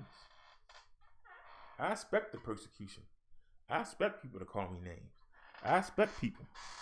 But they never attack the platform. They can call me whatever they want to call me. Make fun of where I live. They never attack the platform. It's in your face. Jesus said he got nowhere to lay his head on this earth, but you worry about where somebody live at. You know how dumb you sound when you say that. What do you think he thinks when he hears them dumb words come out your mouth? You really think he's saying, yeah, that's somebody I got to have on the right-hand side of me. Yes. Bring him on up here. You really think that?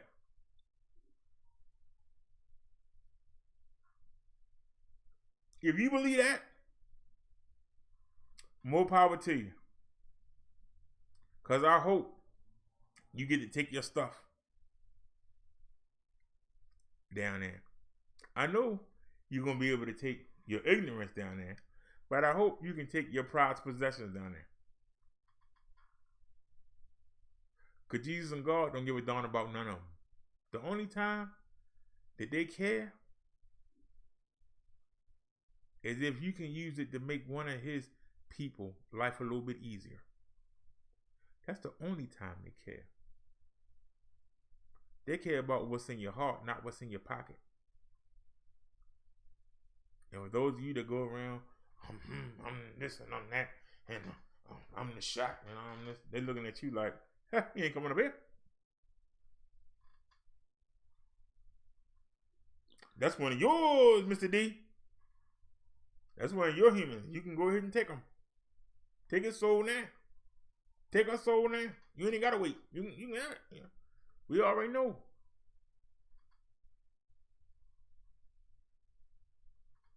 We all got the choice. You know what's right. You know what's wrong. The animals don't have a choice. The angels don't even have a choice. The devil don't have a choice. That's what makes human beings more special than anybody else. To an extent, Jesus don't even have a choice. But you do. You have a choice. You got the free will to do whatever you want to do. You can drop everything and follow Jesus and God, or you can stay down here with the devil. It's up to you. You got the choice. The devil don't even have a choice. We all know what's going to happen to him. Go look in Revelations. See what happens to him. It's been known about for thousands of years, and he ain't repented. So that means he's either retarded or he is programmed to do this. Think about this for a second. Everybody, since they have been printing out the Bible, everybody knows what's going to happen to the devil and his demons, and they have not repented.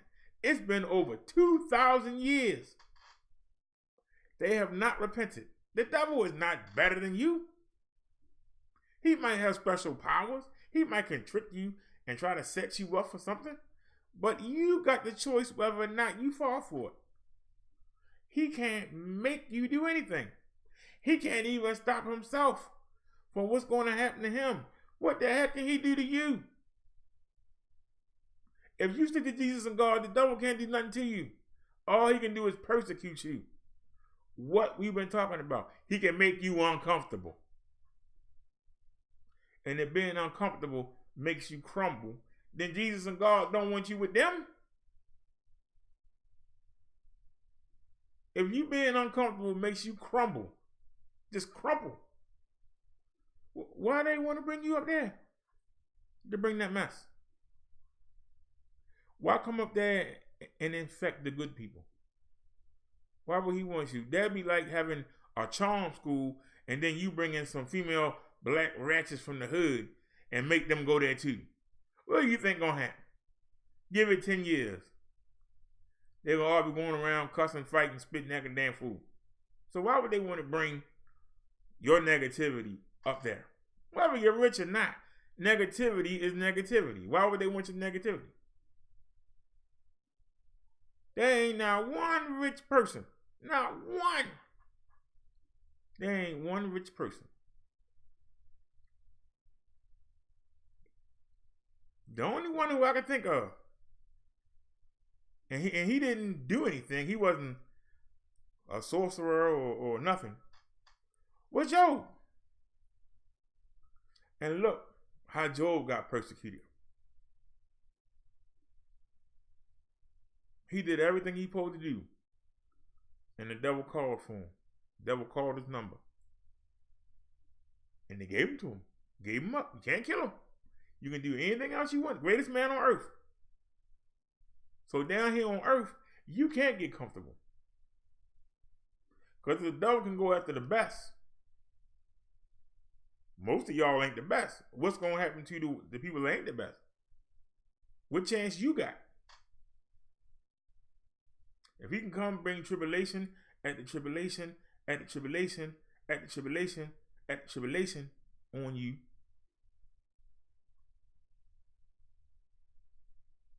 you got to be able to shake that off and not let it separate you from Jesus and God. You need to pull even closer. Yeah, all these things are going on. Every time I try and fix stuff, it just keep going back. I know I'm being persecuted, but I still got faith that it's going to work out. That's what you got to do. And if you're not doing that, if no matter what the devil do to you, take your job, take your house, take your family members. There is a plan for you in the end. It's the devil's job to make sure you don't see it. And he will use the people around you. The people that you love that are weak, he will use to bring you down. Because you want to be comfortable. And why not be comfortable with the people you love? Even though you know you're doing wrong, it feels comfortable. It just feels right. I know I ain't prayed in 5 years, but Jesus and God know I love them. I haven't done nothing in their name in 20 years, but they know I love them. I'm just taking care of me and mine, and I'm just being comfortable. Well, they're going to tell you, keep being comfortable. I don't know how you're going to do it in hell, but you'll find a way. You found a way on earth, you'll find a way to be comfortable down there roasting. You'll find a way. Ain't our problem.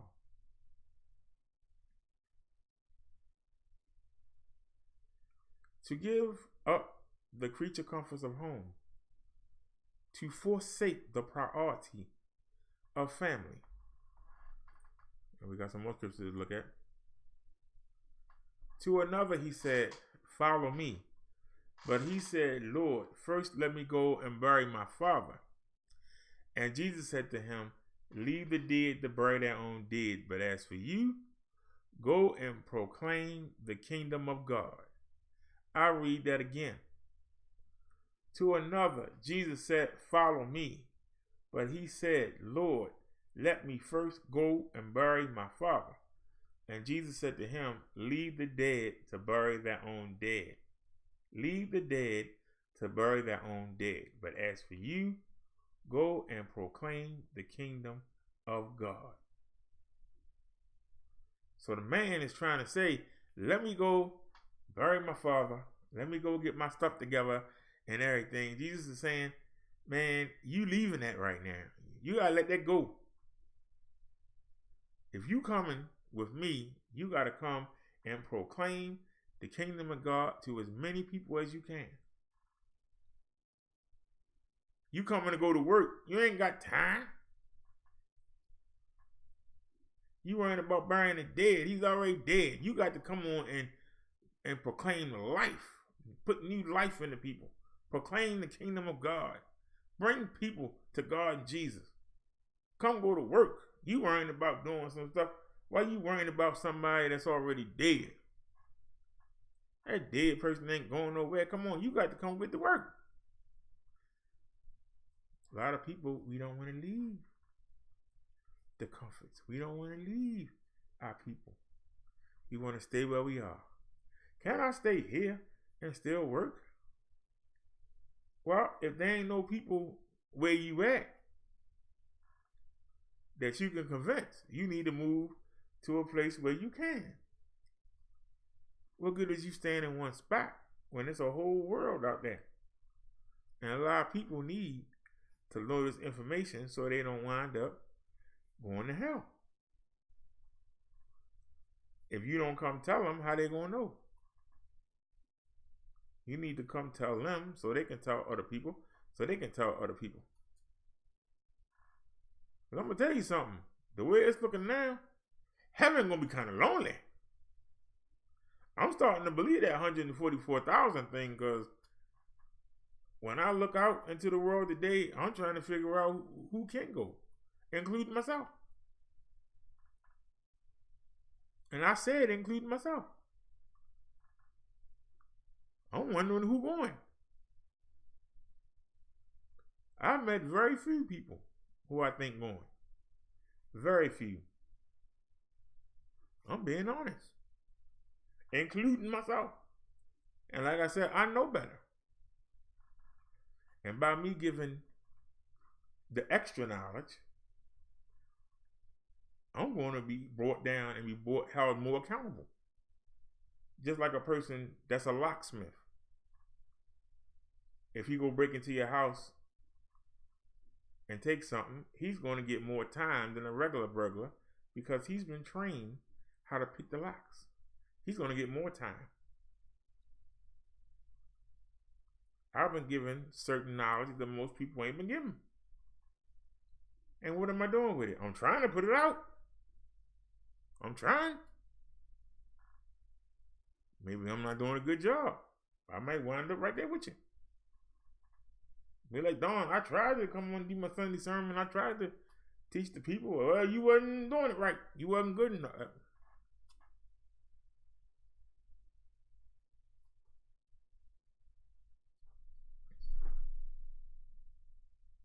Now, he said, leave the dead to bury the dead. But as for you, go and proclaim the kingdom of God.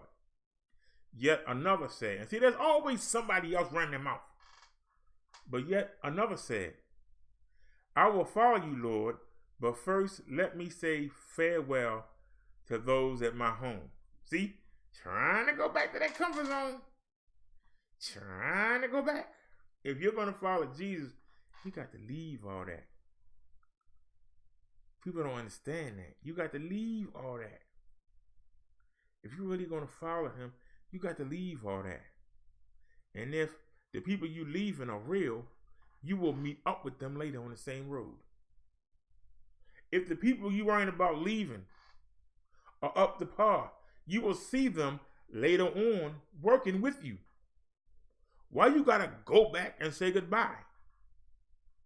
Are they worth going back to go see? If you don't see them again, that means they trash. If you go travel on the road and you out ministering, you trying to get the word out, and you don't see nobody you know, that means they not coming. They wasn't worth your time.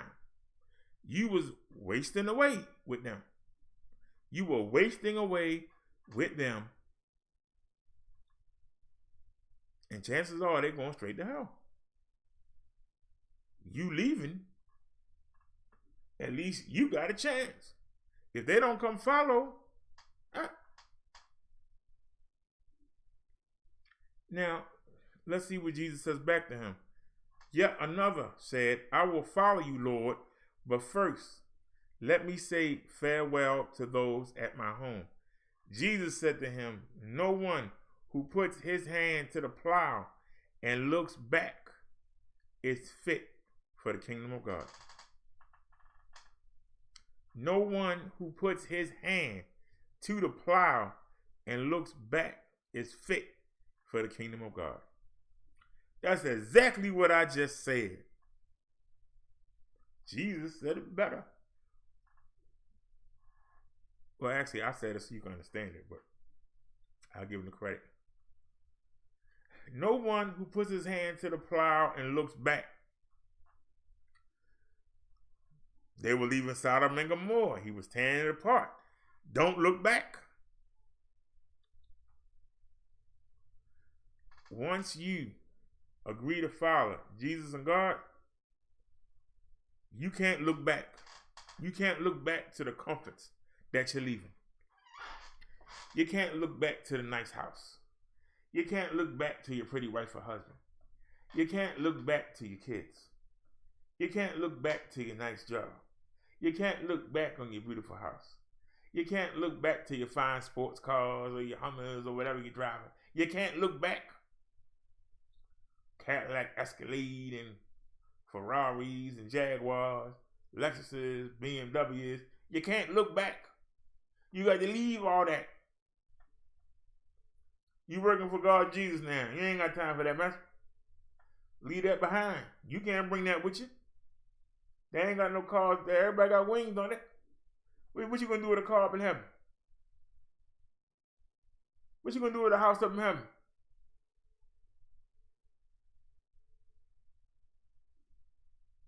You think they gonna move your house up to heaven?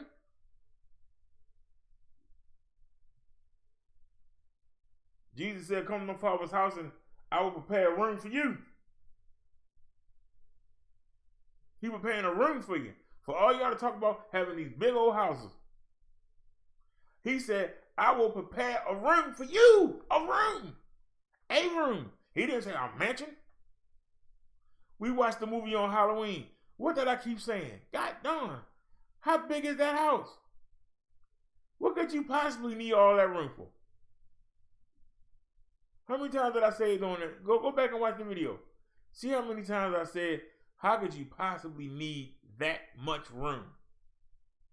That place was huge. Who had to clean that mess? Who had to keep it up? Why did you have rooms you would never go into? You would never spend time in. What? Jesus said, I will prepare a room. That means a room with a bed in it.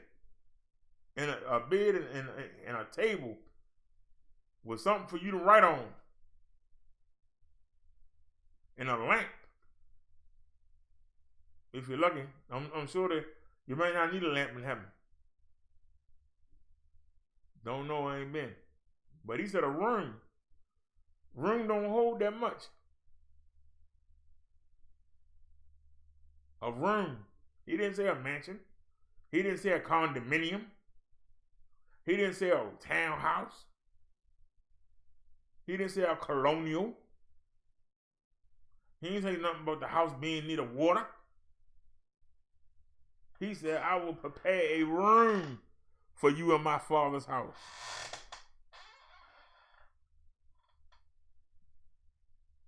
You worrying about who you gonna go back and say goodbye to. You shouldn't have to say goodbye. You should see them in your travels, doing the same thing you're doing.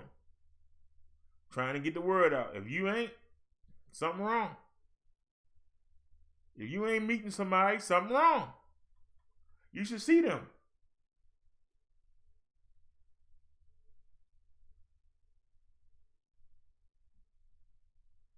I'm taking the easy way. I'm on the internet. Rather than going out and hitting the pavement, I physically can't. But I'm hitting the internet highway. I should run into somebody who I used to study with at Bible college. I should run into somebody of all the churches that I've attended. I ain't ran into not one person. Not a one. I figure it was about maybe 5 other black people in that Bible college. I should have ran into somebody by now on the internet. I ain't ran into that soul. Ain't nobody said, hey, I remember you, fool. Ain't nothing.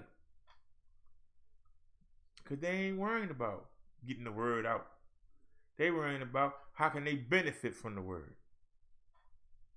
Not how they can get the word out, but how can they benefit from the word. So you're not going to see them giving sermons for free. They'll give a sermon if it's something for them to gain.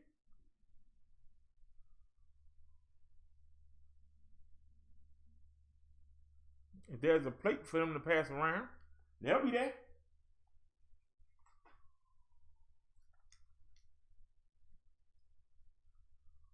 But did they actually care about that fellow man? I don't want to be alone. I don't care about being alone down here. I don't want to be alone up there. It'd be nice to know somebody. One of the good things, I met so many of y'all through this internet. Maybe one day we'll meet again. Up there. Maybe we'll meet. The few times I do go out and try and preach, now that I paid the phone bill today, and that damn Amazon, it comes with free Amazon Prime. Instead of paying $30, I'm paying $60, and it's unlimited, and you get 15 gig, a mobile hotspot, you get total unlimited, and you get Amazon Prime for free. Now, I've been paying $12.99 for the Amazon Prime. I'll be darned is that when I finally got it on, because, you know, they tried to get me to pay $60 for one day and then pay $60 again. And I cussed them people out. I cussed them out. I ain't gonna lie. Forgive me, Lord. I cussed them out. Y'all must have lost your mind. They still trying to get me to pay $7 for one day. I'm like, I'm on the phone with y'all yesterday. I got to transfer it over. I tried to pay the bill then. The lady said, no, you're going to have to pay $120. You're going to pay $60 for that for this one day and then tomorrow. So I wake up today and the phone is off. I'm like, why is the phone off? And then you could not do anything with the phone. I've never heard the phone being totally cut off. The only thing I could do was pay that $30. That was the only communication that I could do, even on the computer. And I didn't want the $30 plan. I wanted the $60 unlimited plan. And there was no way to change that or to tell anybody, not online. I had to get the old Obama phone, which y'all know it kept making all that noise, so I ain't been using it. I had to sit there on the phone with them for 20 minutes, and this lady's trying to tell me, well, you're going to have to pay another 60 days. Another $60 for what? You shouldn't have cut me off. If you told me not to do anything until the next day, why the hell would you cut the phone off? And then why would you have it to the point that you can't dial 611? You can't. The phone is dead. You can't, even with the Wi-Fi on. I was trying to call with Google Voice. It still wouldn't do it. Your phone company, y'all just merged with T-Mobile and y'all got, you know, it ain't going in their head. So now it's Metro PCS by T-Mobile. Instead of being you know, the broke man branch off of T-Mobile, it's actually Metro PCS T-Mobile now. So we are officially on the network. We ain't just, you know, after the real people on T-Mobile, if they're not using the network, then we get full attention. We actually get full attention on the network now, which I hope will help. Because if nobody helped with the Wi-Fi, we're going to be on the T-Mobile network, and hopefully it'll push this YouTube channel.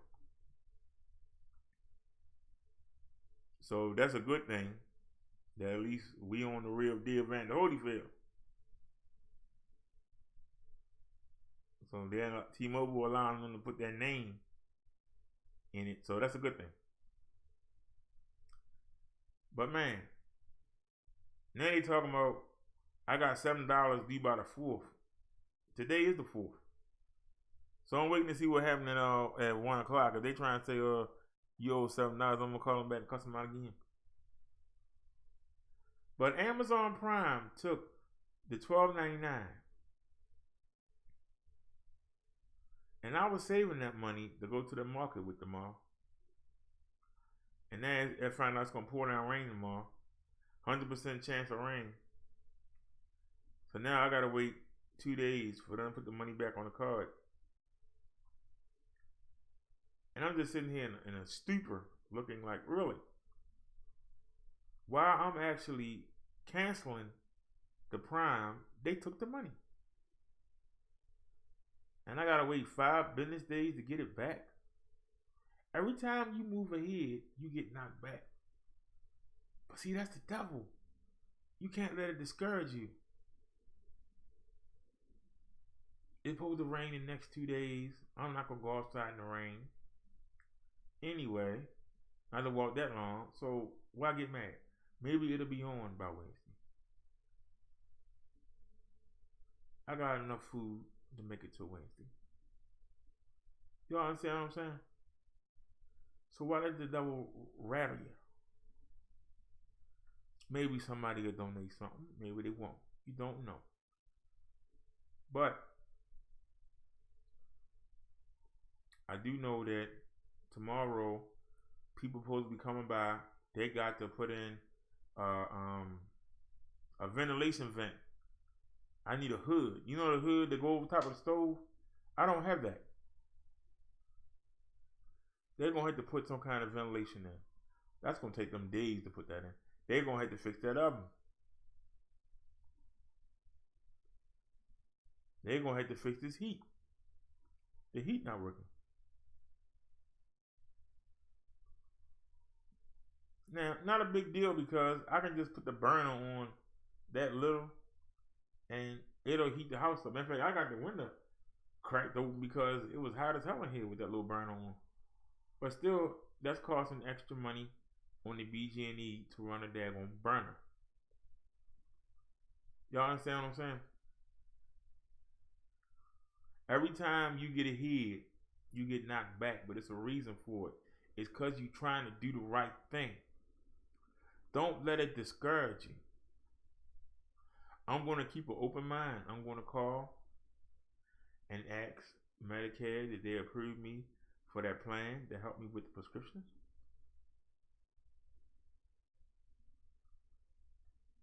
And I'm hoping to get the yes. I'm hoping that there's no charge for my prescriptions. If it is, then I'm going to go and get all of them. And the rest of the money I'm going to put on the BG&E. So we got the phone taken care of. We got the rent taken care of. We got them coming to make the additions. My smoke detector, somebody yanked it up there on the wall. Now I have a carbon monoxide detector, but the smoke detector, somebody yanked it up there on the wall. And I'm glad it's wired. I ain't got to worry about that battery thing. Beep, beep, beep. Somebody changed that battery in that smoke detector. Ain't got to worry about that. It's wired. But somebody yanked it up there on the wall. And then stuck it back up there. Seriously. People do the dumbest stuff. People do the dumbest stuff. So we have a fire in here. The monoxide detector might go off. But I have no smoke detector. So that's got to get fixed. The socket over there does not work. I was supposed to put everything on that side and put the cat stuff on this side. So now I'm putting everything on this side and the cat stuff is over there. So I'm like, I'm not moving everything back over there. I know it's, we good. I'm not gonna push everything back over there. I found my digital antenna, my digital rabbit is. That's what we called it back in the day. And I found the thumbtack and I got it up over the window. And the picture looks good. So I'm going to be able to watch my Ravens in the corners. I'm going to be able to watch that on regular TV. So I'm going to miss the Wi-Fi, but I'll be alright. We still going to keep doing the show. And hopefully people are going to miss the great quality. And somebody will try and help. And if not, it is what it is. As long as you back me, I came through.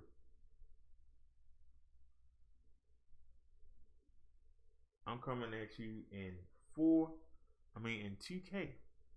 2560 by 1440. There is nobody else in this sector that's doing that.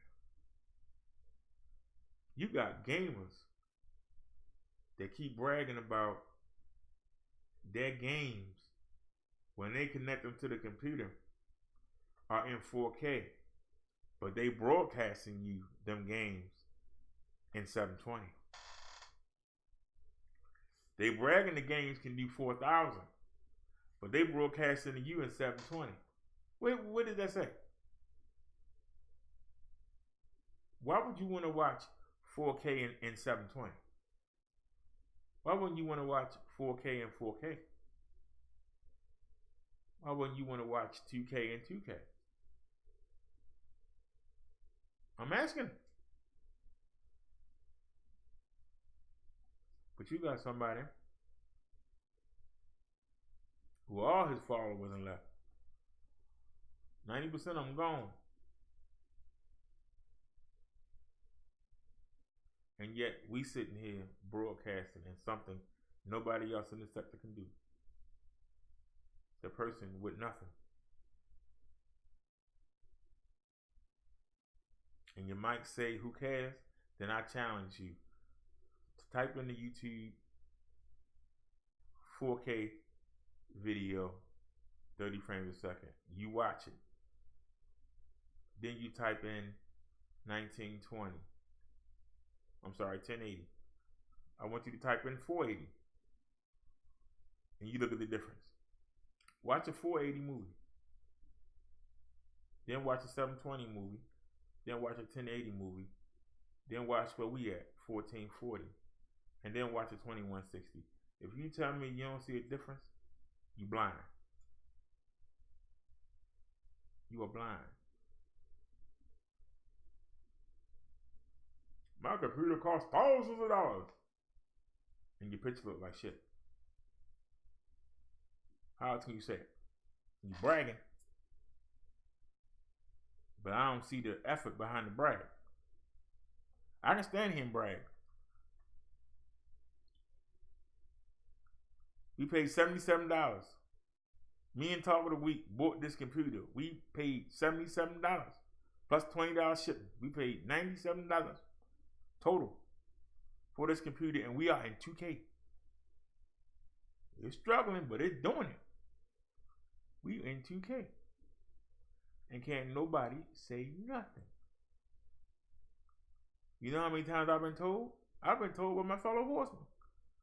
He talking that much. You can't do it. Yeah. It ain't necessary. 720 is good enough. I ain't satisfied. I can do better. No, you can't. Well, guess what? We broadcasting and can't nobody say jack. The only thing they can say is, well, you're broadcasting in 2K and nobody watching you. That's all they can say. And that's the fault of the viewer, not mine. I'm putting the same product out there. Y'all the ones that went away. It ain't my fault you went away. It ain't my fault. You went. I still kept getting better. Sound is better. I actually figured out we got 2 inputs on the same microphone. Let that marinate for a second. And I'm going to try something out. Because I'm going to do a gaming show later on. I'm going to try something out. I'm going to try out how to do. I got the gain up right now. I told you I normally don't fool with gain. Because gain introduces more noise. But I went against the grain. I put the gain up. I took the gain up all the way. Right? When the OBS took it up all the way. And then I used the sliders to bring it back down. And I told you we got 2 different inputs. What I'm going to do now, I'm going to take off that second track. Because we also streaming 2 tracks. So I'm giving you two different line ends. So 2 different sources from the same thing that's going into 2 different tracks. What I'm going to do is I'm going to go back to 1 track. Then not stress the computer out. But I'm going to take the gain off of one of the inputs and turn the volume up. And I'm going to see if there's any feedback by having 2 inputs from the same microphone. One of them with gain, one of them without gain. Turned all the way up. And I'm going to see how that sounds. Now see, I'm thinking what I'm going to do next to make my setup better. That's what I'm thinking. But why am I thinking that? Because I want you to get the best experience watching the Brother Derrick show possible. Some would say, don't nobody care about that stuff. And I would say, why don't you? I want to watch the best. If I want to watch a movie, I want a crisp, clear picture. I want the sound to be excellent. Why the heck would you want to watch something, especially when the person don't even show their face? All they got is a blank screen up or a picture up, and the sound like crap. All they got is the sound. They can't put no money into that sound. Oh, I got me a brand new microphone, and then you hear, you be like, really? I got a brand new laptop, and yet they broadcasting in 720. So you got a brand new laptop, and the laptop ain't worth a damn, because you broadcasting in 720. Really? I'm supposed to be impressed. Don't think so. If you can't put the money into your setup, you can't put no effort into your setup. It ain't gotta be money, because I don't have money, but I got desire. I got the urge to rise above.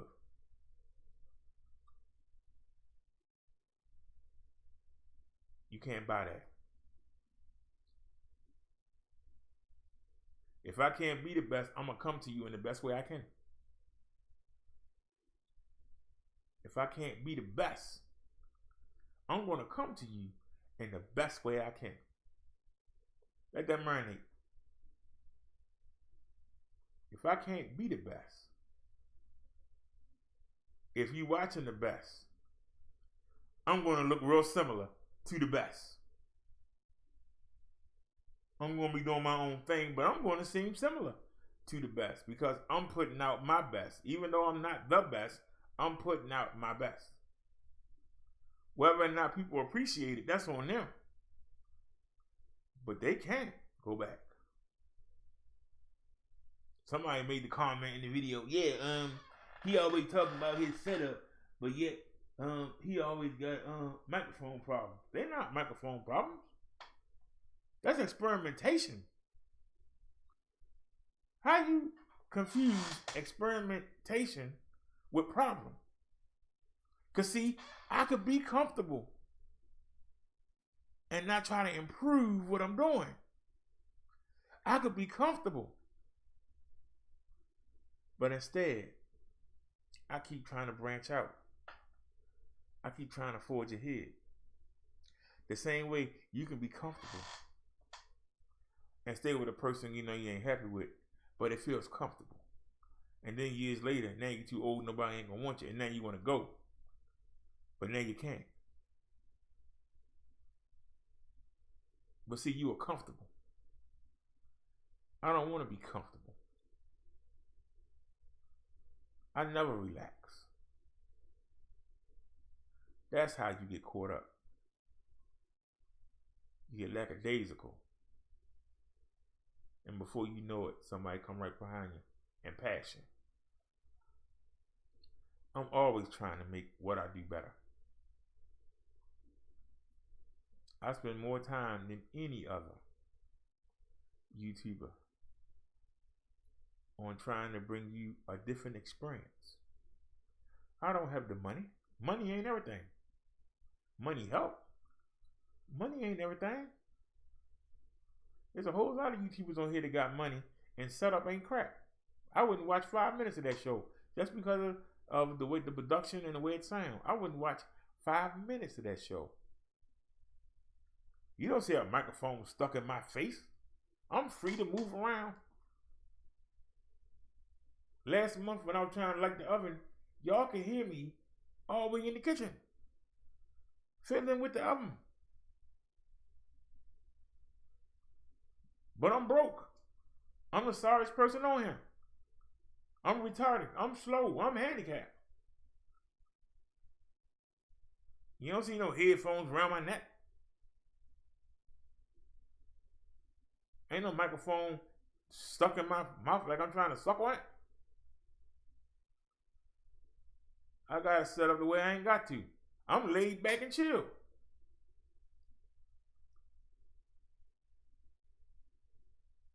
You got to have the microphone in front of your face. Why I want y'all to look at my microphone? Y'all know it look like y'all bought it. Least I can do is not have that in the picture. I don't want it to be about my microphone. I don't want you looking at my microphone. I want you to look at me and look at what I'm presenting to you. I'm sitting here talking to you. What I was reading to you, you can read for yourself. It's right there on the screen. I should go to the comment section, and there should be comments there. As long as this was sitting on that screen, there should be comments. People should have enough time to look over these scriptures and have their own opinion on them. And I guarantee you, there ain't nary one. Sure ain't nary comment. Why is that? Is it the scriptures? No. It's the people. All right. Forsake the priority of family. We did Luke 9:59-62. Now we're going to 14:26. Jesus says, if anyone comes to me and does not hate his own father and mother and wife and children and brothers and sisters, and yes, even his own life, he cannot be my disciple. Jesus says, if anyone comes to me and does not hate his own father and mother and wife and children and brothers and sisters, yes, and even his own life, he cannot be my disciple. Now, some of y'all say that sound mean. Jesus didn't say that. Well, he did. It's Luke 14:26. You want to go look it up? Luke 14, verse 26. Go look it up. Google it. What he means is, if you come, they should be coming too. If you come to follow Jesus, your father and mother should be coming too. Your wife and children should be coming too. Your brothers and sisters should be coming too. You got to love Jesus and God more than you love anybody, even yourself, if you want to be his disciple. You got to love them more than you love yourself.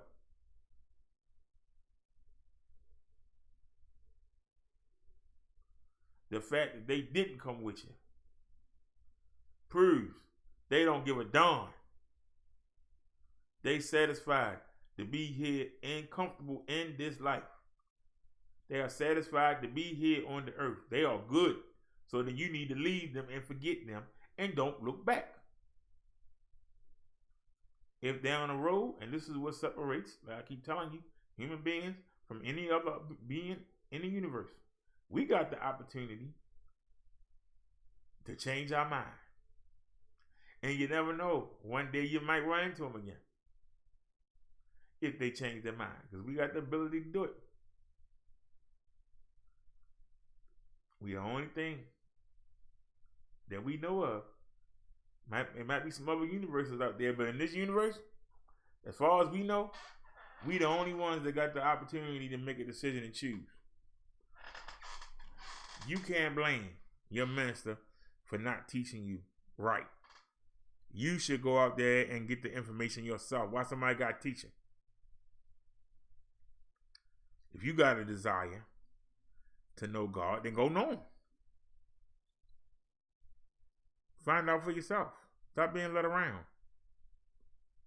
You don't have to take my word for it. I keep telling you, go look yourself.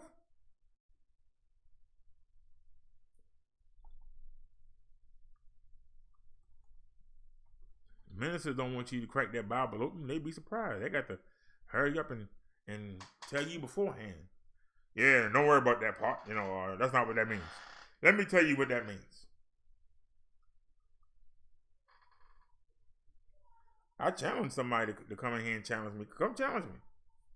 I challenge somebody. All right, hold on. Somebody actually said something. I don't believe it. I might actually have somebody in the chat. Brickbat Psychopath. Brother Derrick, what are your thoughts on Israel?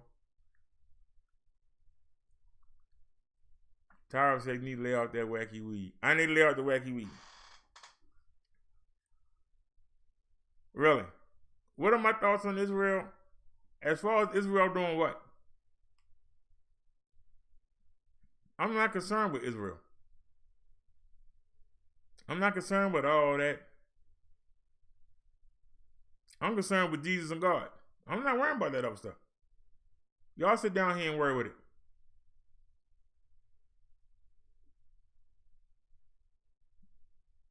All that stuff is irrelevant. You said, oh dear God. I want you to, you said you out. Well, Brick Psychopath, if you still here, tell me what's wrong with something I said, because you ain't said nothing. Out of all the stuff we covered, the topic is, are we too comfortable? Are we too comfortable? You tell me what I said that was wrong. I challenge you. Anybody. Now, y'all see I'm full screen, so I cannot tell how many people in the chat. I have no idea how many people are actually watching. I'm putting the information out. I don't care who watch it. The object is you take it or you don't. The same way Jesus said. Let go of everything. Come follow me. Don't look back. I'm putting the information out there. You're either going to take it and do something with it, or you're going to ignore it. But I can't look back to see whether you do or not. I don't know when I see you. When I see you up there, I don't know. If I don't see you, I know you didn't take heed. So can anybody comment on what I've been talking about? Not no jokes, not no trolling. Don't come with that political talk. Don't nobody care about Israel. Are they the real, all the Jews, the real Israelites and all that crap? Not worried about that. That's something for men to fight over. You worrying about Israel. Israel is a place. I'm trying to get to heaven. I don't care about Israel. You can stay down here and burn up in Israel if you want to. You want to go fight for it, go move there. Israel ain't the next level. Israel is one of the starting points. We had Israel, we had Judah. Okay? That was a starting point. That was thousands of years ago. We in 2018.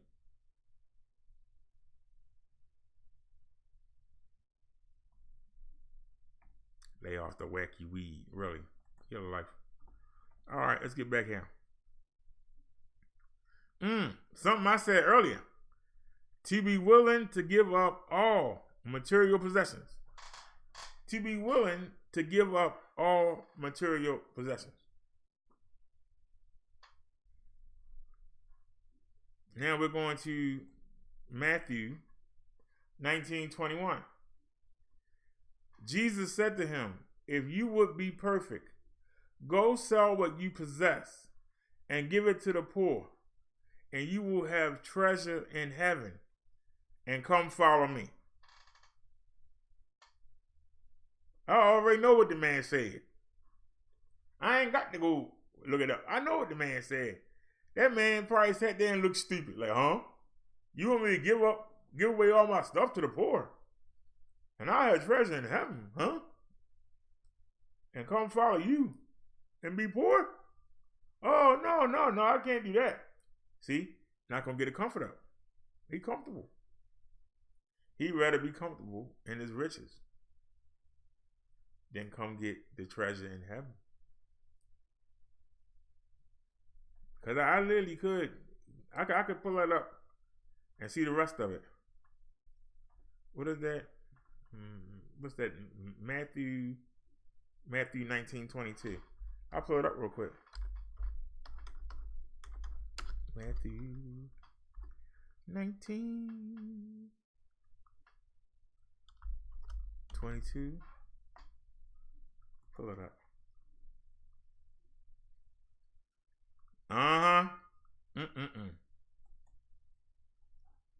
Y'all ready? Is y'all ready? I said, are you ready? Look over here on the right hand side. You can look on either side because all the different versions is on the left hand side. 21. Jesus told him, if you want to be perfect, go sell your possessions and give to the poor, and you will have treasure in heaven. Then come follow me. 22.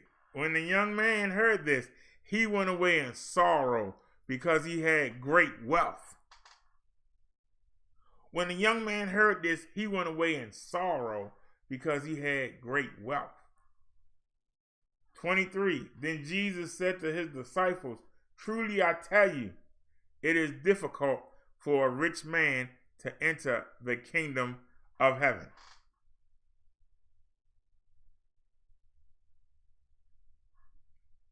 I'll read it again. 21. Jesus told him, if you want to be perfect, go and sell your possessions and give it to the poor, and you will have treasure in heaven. Then come follow me. Jesus said this to the young man, young rich man. When the young man heard this, he went away in sorrow because he had great wealth. Then Jesus said to his disciples, truly I tell you, it's difficult for a rich man to enter the kingdom of heaven. So you think because you got wealth, you got riches, that you're going to heaven? Yeah, it's harder for you to get to heaven because you're used to them nice things. Them nice things ain't going to be up there in heaven. Why do you think they want to hear about you crying about it?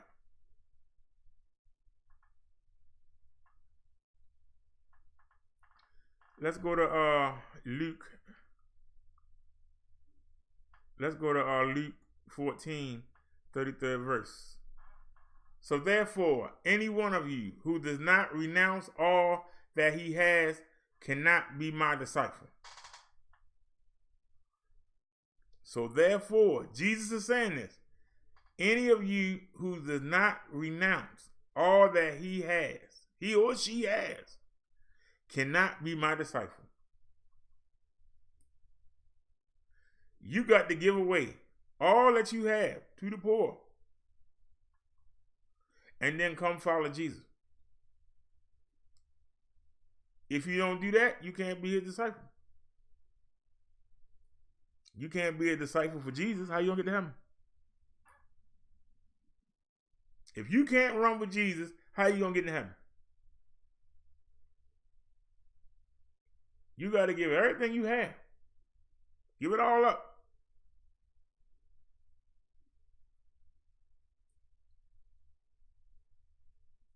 What's more important?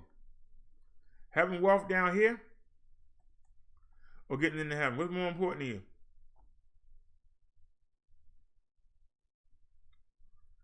To be willing to give up all material possessions, to be crucified with Christ. Galatians 2:20. I really ain't got to pull these up, but I want y'all to read with me. I have been crucified with Christ. It is no longer I who live, but Christ who lives in me. In the life I now live in the flesh, I live by faith in the Son of God who loved me and gave himself for me.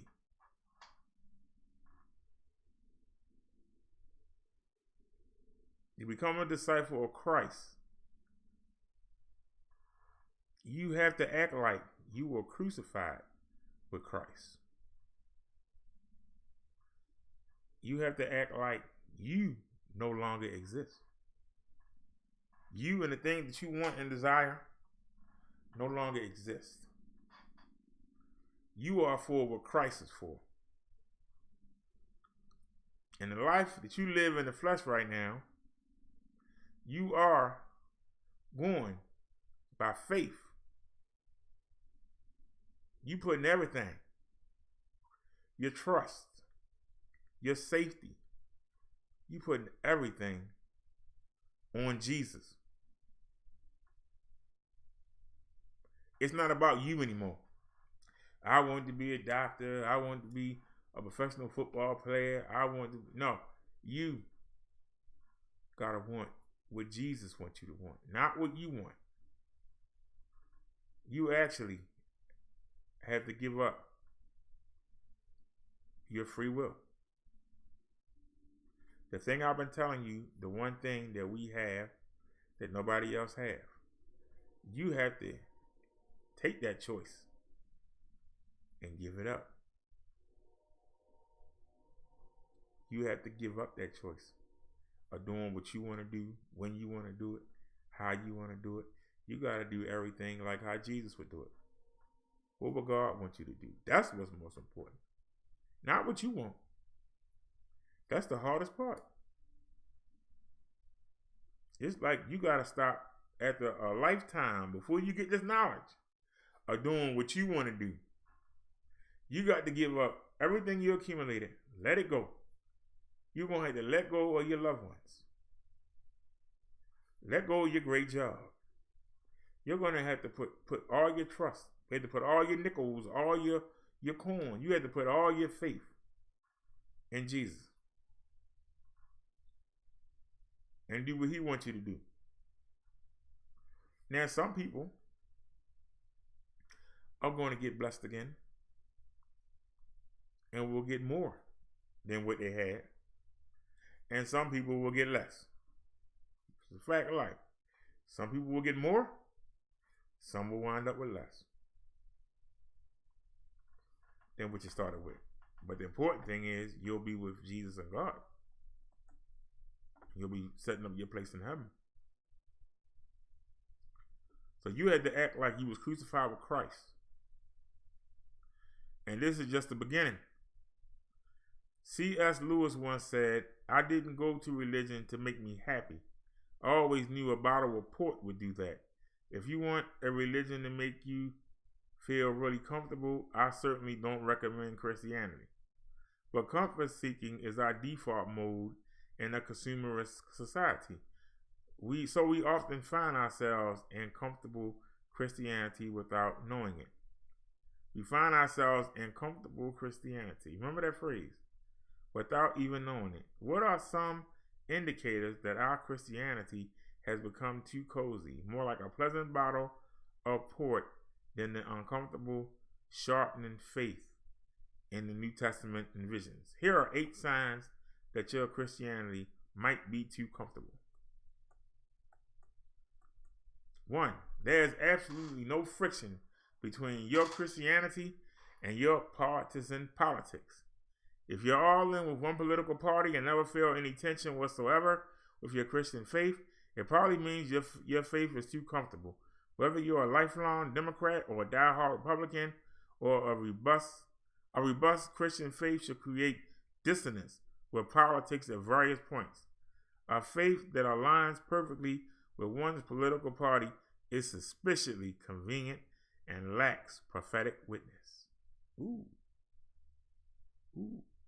A faith that aligns perfectly with one political party is suspiciously convenient and lacks prophetic witness.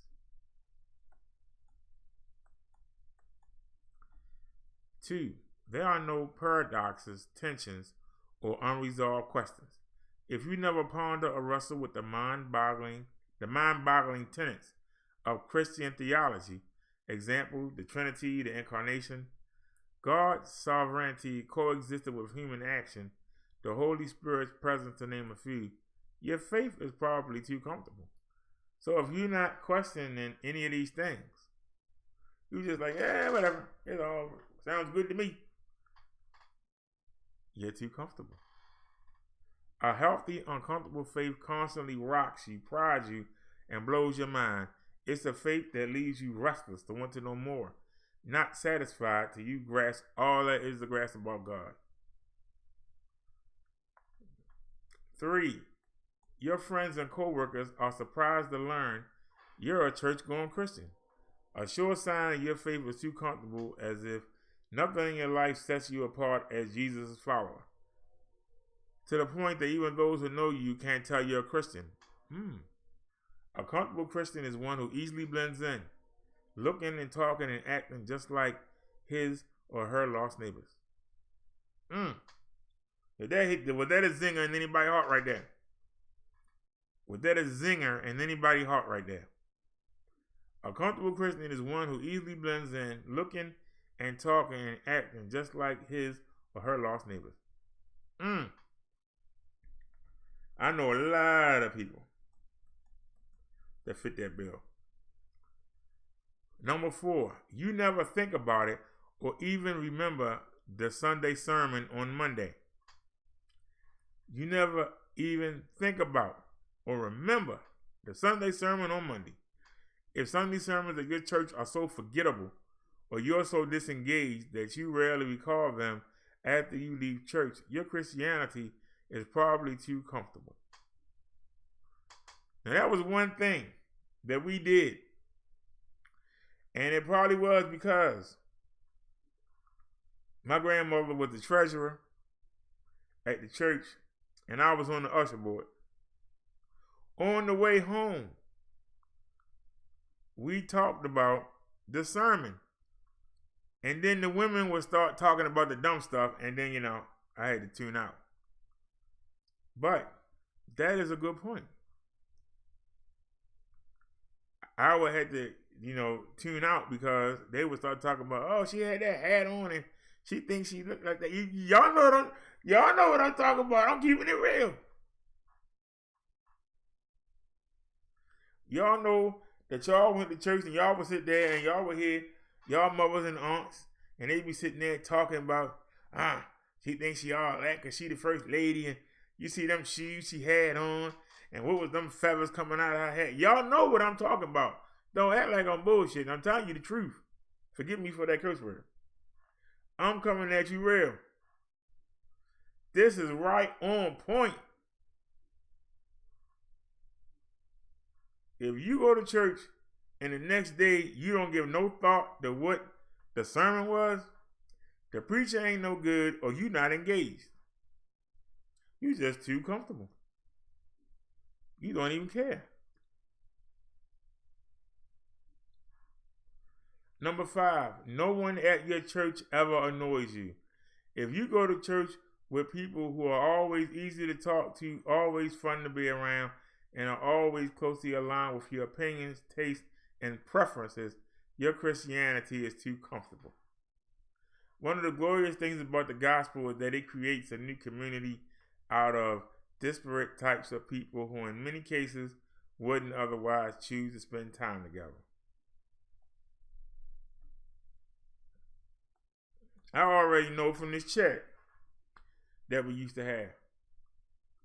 People want to say stuff and don't want you to call them on it. People want to say dumb stuff out their mouth, and then when you ask them to explain it, that's why you slow. That's why you retarded. That's why you broke. See, if you go to church and don't get into no discussions, no heated discussions at all with anybody, you're comfortable. Somebody always say something stupid. And if you are in line with that, that proves that your religion is getting comfortable. That you don't even challenge somebody saying something stupid. People tell me that I challenge the people that come in my chat. Yeah. Because if you're going to say something, you're going to explain it. You ain't going to make no one-liner here. This ain't the comedy show. This ain't Chris Tucker, where you can drop one line and get a laugh. No. You drop a line, you better be ready to defend it. You're not going to say one thing and not get challenged. But if that's what you're looking for, you at the wrong place. You need to stay where you at.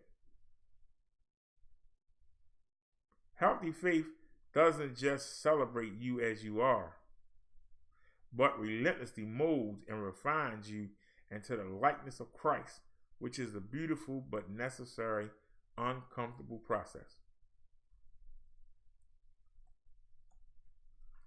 7, you've never had a truth and love conversation with a fellow Christian. It's always more comfortable to just live and let live. And when there's an offense or sin that needs to be called out, it's more comfortable to just shrug when we see others in our community making unhealthy decisions. But this isn't true Christian love. Love is opposed to truth. And if your faith doesn't include the capacity to speak hard truths in love, it's too comfortable. What I just said about when people that come into the chat, if you come into the chat and you say something stupid, I'm going to jump on you. I noticed that most other people don't. Most other YouTubers don't. You had to say something really out of line or really offensive for them to acknowledge what you said. I'm not that hard up for y'all to come sit here and let y'all just come in my chat and say anything. I ain't that hard up. Y'all don't do anything like that. Only one or two of you do. I'm not gonna sit here and let y'all come in here and talk all kind of mess. Come in here and just make up stuff. No, you gonna back up what you say. You gonna back up what you say, or you getting out. I'm gonna call you on it. This is what these last two things have said. Are you calling them out? If you in church and you hear somebody talking something stupid, do you say, "Hey boy"? You know good and well that's not what the Reverend meant. Let me tell you what he did mean. If you don't do that, then you too comfortable in your faith. And I don't care if you in the middle. I don't care if you in the middle of the daggone gang meeting. I don't know why somebody would be at the gang meeting, but you never know. It's an example. You should stand up and say, "Hey, you know good and well that ain't make no sense. Explain yourself." I ain't got to explain myself. You just sat there and dropped something about my Lord and Savior I know ain't true. You gonna back it up, or you gonna take it back? You gonna back it up, or you gonna take it back? Make your pick. You gonna back it up, or you gonna take it back?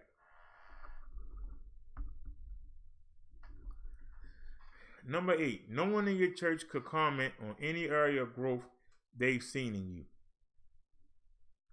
To believe in the gospel of Jesus Christ is to believe in change. Though not always linear, the Christian life should be marked by growth, forward momentum, and a change for the better.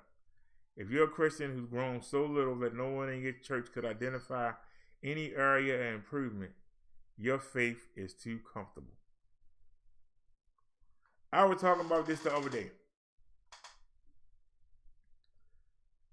You know, when I first came on around this time last year, I didn't get noticed until last week of December. We played my video. Anybody who's followed me since then has saw me lose 100 pounds, has saw my blood pressure come down from 180 to 139, has literally seen me shrink in front of your face. This year was one of the most humid years that we've had here in Maryland.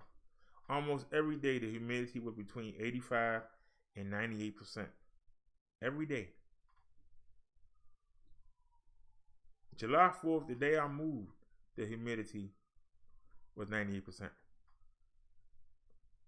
I got that air conditioner put in just in time. But I moved.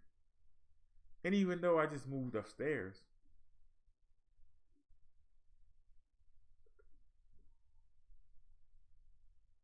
I might have died of heat stroke if I would have stayed downstairs. Even with the air on, I still had a hard time breathing. So who knows? We had day after day after day. We had almost 2 months of high humidity. 90-degree weather. There were days when it was just 70 degrees and yet the humidity was like 97%. It would seem like it was cool, but you couldn't get a decent breath.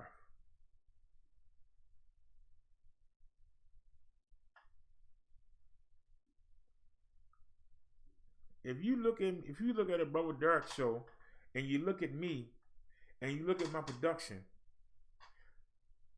then you look at it now. If you tell me I have not made a drastic improvement, you's a lie. If you can sit here right now and watch me, and you tell me that you can watch an old video and come back, and you tell me you don't see an improvement, you don't see anything different, you's a lie. You're lying to me, and you're lying to yourself.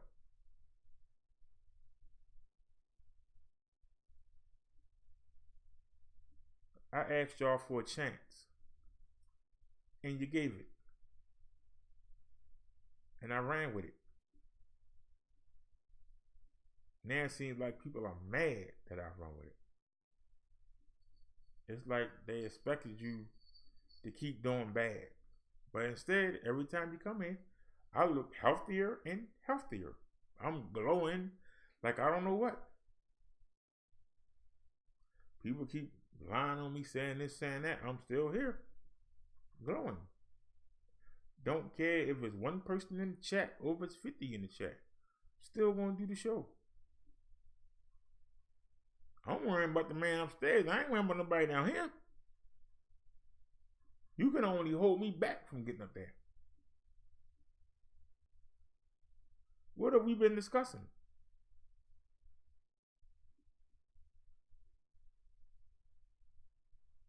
But it does seem like ever since I made the move, everything is going to hell. The government came in. The stuff with the BG&E. Everything and came in. The beefing and all that. And the people just abandoning the platform. We still going. And we still putting on good shows. And I'm sitting back and I'm watching other people try to do what I do.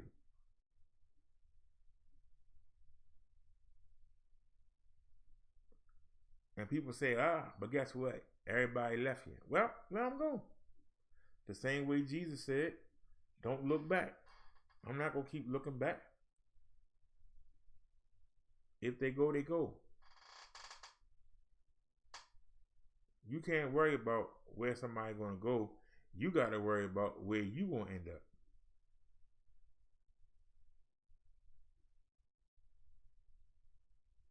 Because people watch you. And that's the one thing that people forget. That they get comfortable, like we talked about. They think nobody not watching them. There's always somebody watching you. And I'm hoping that there's a young YouTuber that say, this guy ain't got nothing to work and got down. Look at what he done. I can do this too. That's the reward I'm looking for. Despite everything that go wrong with him, he still tries to maintain a relationship with God. I want to be like him.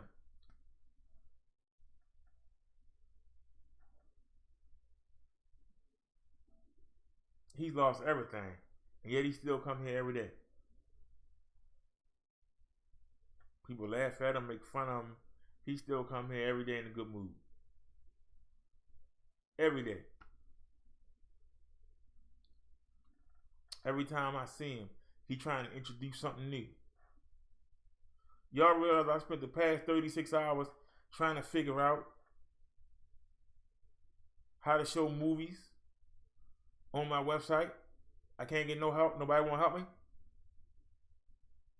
I found a place where I can get 2018 movies. I tried to show Medea Boo last night. I tried to show Venom last night. I got flagged down. I'm always trying to make improvements and do something for people that don't care. For people that don't care.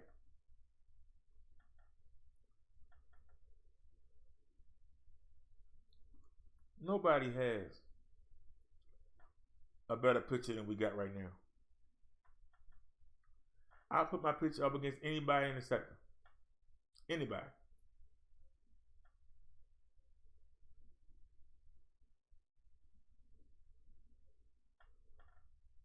If I can tell you the reason why you see me so well lit up, if I were to tell you that I'm using, this ain't nothing but a cord with a socket on it. Let me show them to you.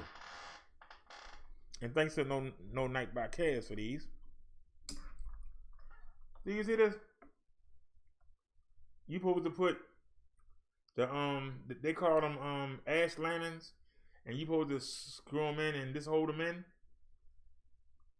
We're using 2 of these for like, I found a good deal. I got both of these for like $9. I got 2 of these for $9.99. One's up there. It's 100 watt up there. This is a 60 watt.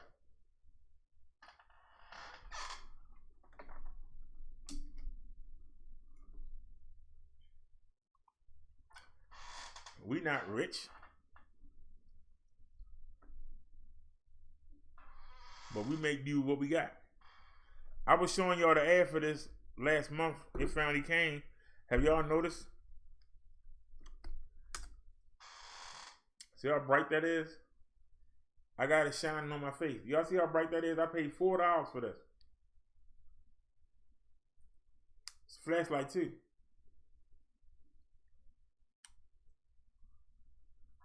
I got this shine in my face. It been on for a while. It's not 100% charged. Let me see. Plug it back in here. Don't want to. Oh, okay, I got it wrong. My fault. Now it's a lot brighter when it's plugged up. So, but anyway, I got this on my face. I think Tommy started on my York. He used a couple of those. He ain't as well lit as he used to be.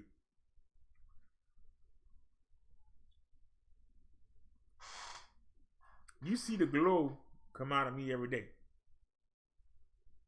And I ain't got nothing. But I hope I got Jesus and God. I got a couple good followers. Nowhere near as many as some of the other YouTubers, but they good to me. And they really help keep the platform going, and they done a lot. I've had problems with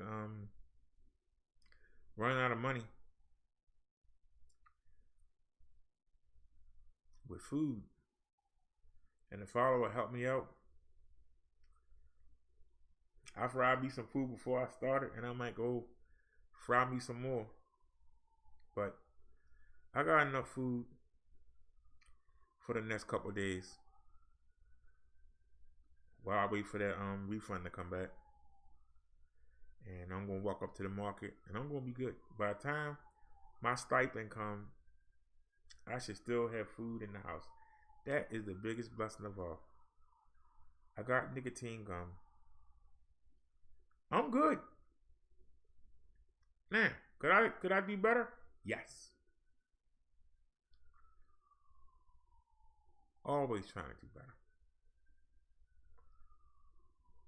And see, I might not have the followers, but I'm trying to put on the best show.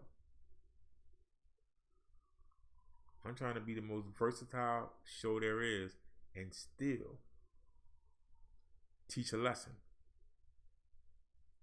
Trying to be entertaining, but still teach a lesson. Most people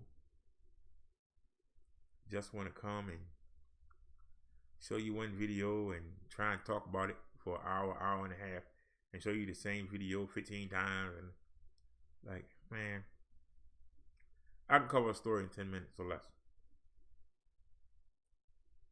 And in that 10 minutes, they won't say nothing in that hour and a half that I can't say in 10 minutes or less. I'm not worried about that. We don't stress it. I do get irritated when people start taking on what I say, though. Because a couple of YouTubers then just blatantly stole what I said. I mean, it's getting ridiculous. You so big, why you got to steal from somebody small? I will say that. Do get frustrating sometimes. Especially when you like kill. I come out and say something nice and intelligent, and then you come and joke it and sing and act a damn fool. Then somebody want to come over here with that foolishness. But other than that, I ain't worried about what nobody else think. I worry about what he think. Because if he didn't think I was doing a good job, I would still be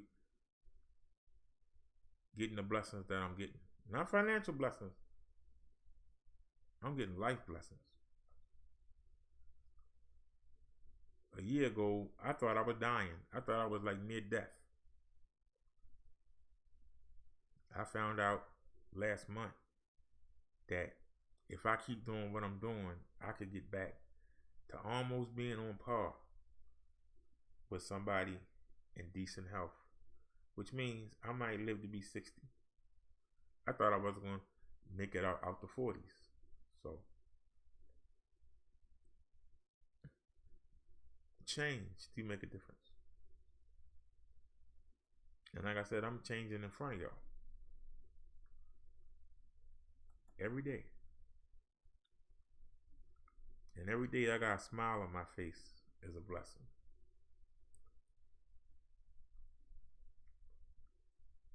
Even though we only got 6 people watching us, if these 6 people just take a little bit of what I've showed y'all today, just a little bit, you ain't gotta take it all in, just take a little bit, it'll improve your life. And every day you watch me and you see me come on here and I look better, I'm glowing more, I'm putting out a better product, my production is better, you can't say he talks it. I ain't got to talk it. You see it. That's the difference. I ain't got to talk it. You see it. But the same people that make fun of me, they're using the same crappy cell phone. They're using the same crappy computer. Their audio is absolutely atrocious. They don't put no effort into that setup. Take your donations and go and get high and whatever with it. And y'all run to them. Then keep running to them. I just hope that Judgment Day, you're running to the devil and ain't trying to squeeze up heaven. Keep on running behind them. Run behind that devil. Run right into the pit. Because I'm going to be looking down like, anchors away, my boy, anchors away. Or hit the road, Jack. You ain't getting up in here. And that's for sure, for sure.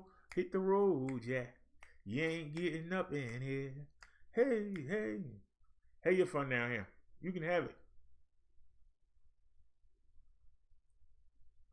To me, the planet Earth would be like if I was in Star Wars and we had to go to this planet and then we go from this planet to that planet. That's all it is. It's a station. This ain't nothing but a station. So, nobody got any final comments? Because I'm going to cook me something and then I'm going to come back with a gaming show. Because like I said, I love being. I'm going to be the only person in 2K on the game in this section. Laugh about my games being old. They free and they in 2K. Yours ain't. You still doing that 720 shit. So you can't say shit to me. You can't say jack to me. Now I can stand here and look you in your face. And if nobody don't donate to keep the Wi-Fi, my show will still go on. My picture gonna still look better with a cell phone pushing it. My stuff gonna still look better than yours. And I say that to everybody in our sector.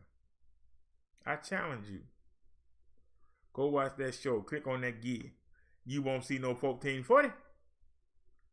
Guarantee you that. You'll be lucky if you see a 1080. You ain't gonna see no 1440. PewDiePie. Millions of subscribers. One of the richest YouTubers there is. He doing 720. I say it again. PewDiePie is doing 720.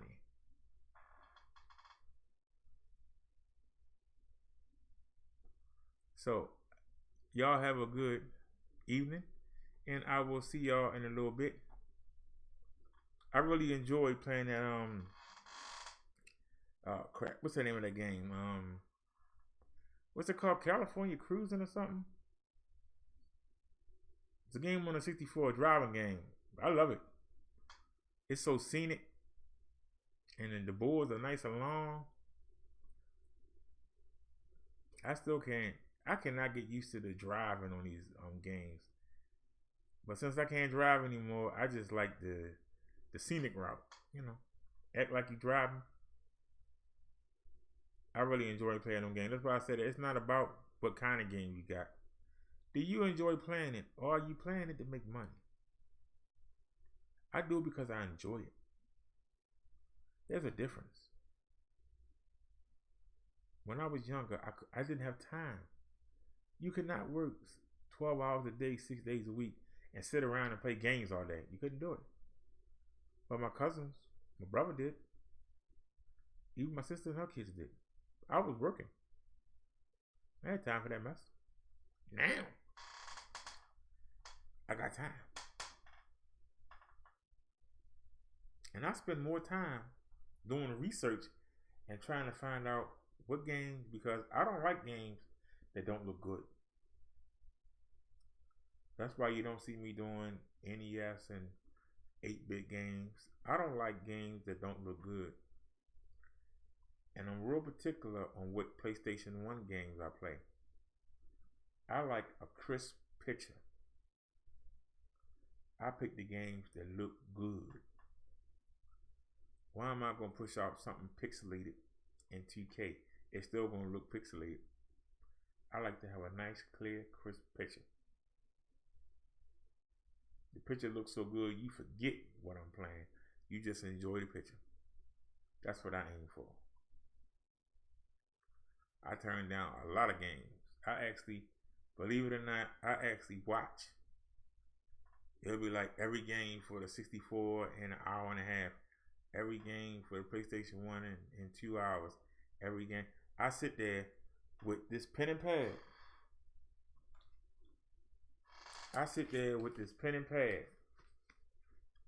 And I actually write down the games. Yes, I do.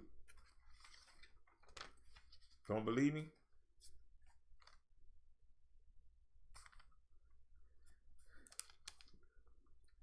My writing is horrendous. Rocket Robot, Ridge Racer, Rush 2, Scars, Shadowgate, Sin and Punishment, Snowball Kid, Spider-Man, Starflex, Star Soldier, Star Wars Episode, Super Mario, Super Smash Bros., Superman, Tom Clancy, Turok Rage, Turok 2, Turok 3, Vigilante 8, 2nd edition, Vigilante 8 1, Wave Racer. I'm going to play Wave Racer tonight. My handwriting is terrible. Xena. I really don't like them fighting games. I like games where you like going after a boss or something, where you get to beat up all his minions. I don't like that one-on-one like Mortal Kombat. I don't like fighting games like that. I like games where you have to beat up different people. You know what I mean? And, you know, it's quick. They come up to you, beat them up, you move on to the next one. Not no round 1, round 2, round 3. No, I want to beat you up and keep moving. That's how it is in the street. Ain't nobody out there fighting no daggone 12-minute match. Where you seen a 12-minute fight at? Keep it real. I like to be realistic. So like I said, y'all let me know. Because like I said, even though I'm using the green screen, you don't see my microphone. But you hear every word I'm saying. And you don't hear no, you don't hear none of that stuff. That takes hours and hours of time. To those who want to know, take the gain all the way up in OBS. Hit filter, take the gain all the way up. Then go to compression, noise compression. Take that down to 0. Leave the noise gate alone. Leave the plugin alone. Just do what I just told you. Then go into your settings under audio, right? They're going to be desktop audio, mic aux 1, mic aux 2. Then you're going to have media source auto, and you're going to have your webcam microphone. Disable everything except for mic aux 1 and mic aux 2. Keep those. Then go down there and put the name of your microphone for both of them.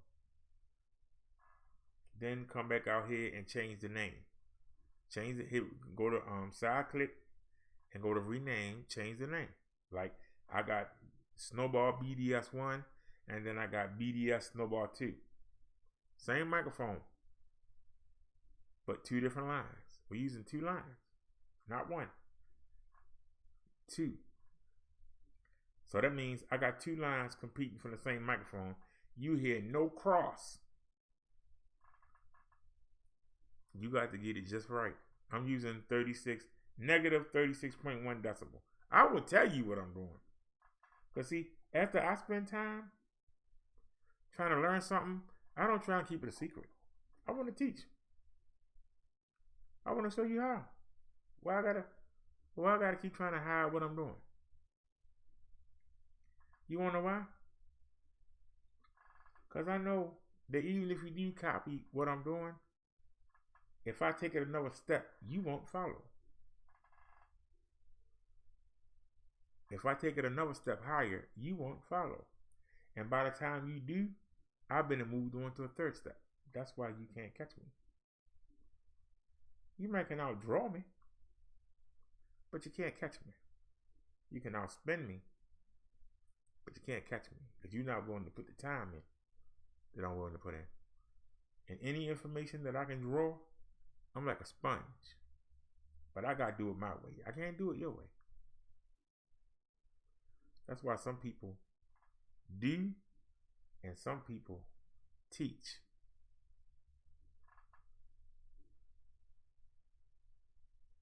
So y'all have a good night. Let me take the chat one more time. I don't know anybody say nothing, but I'll look anyway. Nope. All right, y'all. Y'all have a good night. Peace and blessings to you. I'll be back on the BDG channel. I'm gonna try and get off that subway stage on what is that? I cannot think of the name of the game. What's the name of that fighting game I'll be playing, y'all? Shoot, I can't think of the name. Y'all know what I'm talking about. It's in the description. It's fight or something.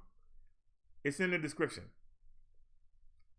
Cause like I said, I got like 25 racing games, and I picked out some more fighting games, and I'm gonna get around to that 007. I can't figure out how to get off the roof on one of them games. I'm trying to play them games like they play nowadays. I want to fight. I ain't for all that shooting. You always run out of ammo. Come to the old days where you just shot. What do you gotta keep worrying about? I only got 5 bullets. Even in the fighting game, you know, you take a gun from somebody and you only got like 5 shots, and then you know the person all wiggly with it, and by the time you ready to shoot somebody, you get beat up because you trying to shoot and you ain't got no bullets. I got news for you. I'm better off throwing the gun in your face and beating you up than shooting you. So that's why I say I'm a fighter. I ain't no shooter. But anyway, y'all have a good night, and I will see y'all tomorrow. Peace and blessings to everybody. God be with you. Don't forget to say your prayers before you go sleep tonight. Kiss and hug your children. And y'all have a good one. Peace.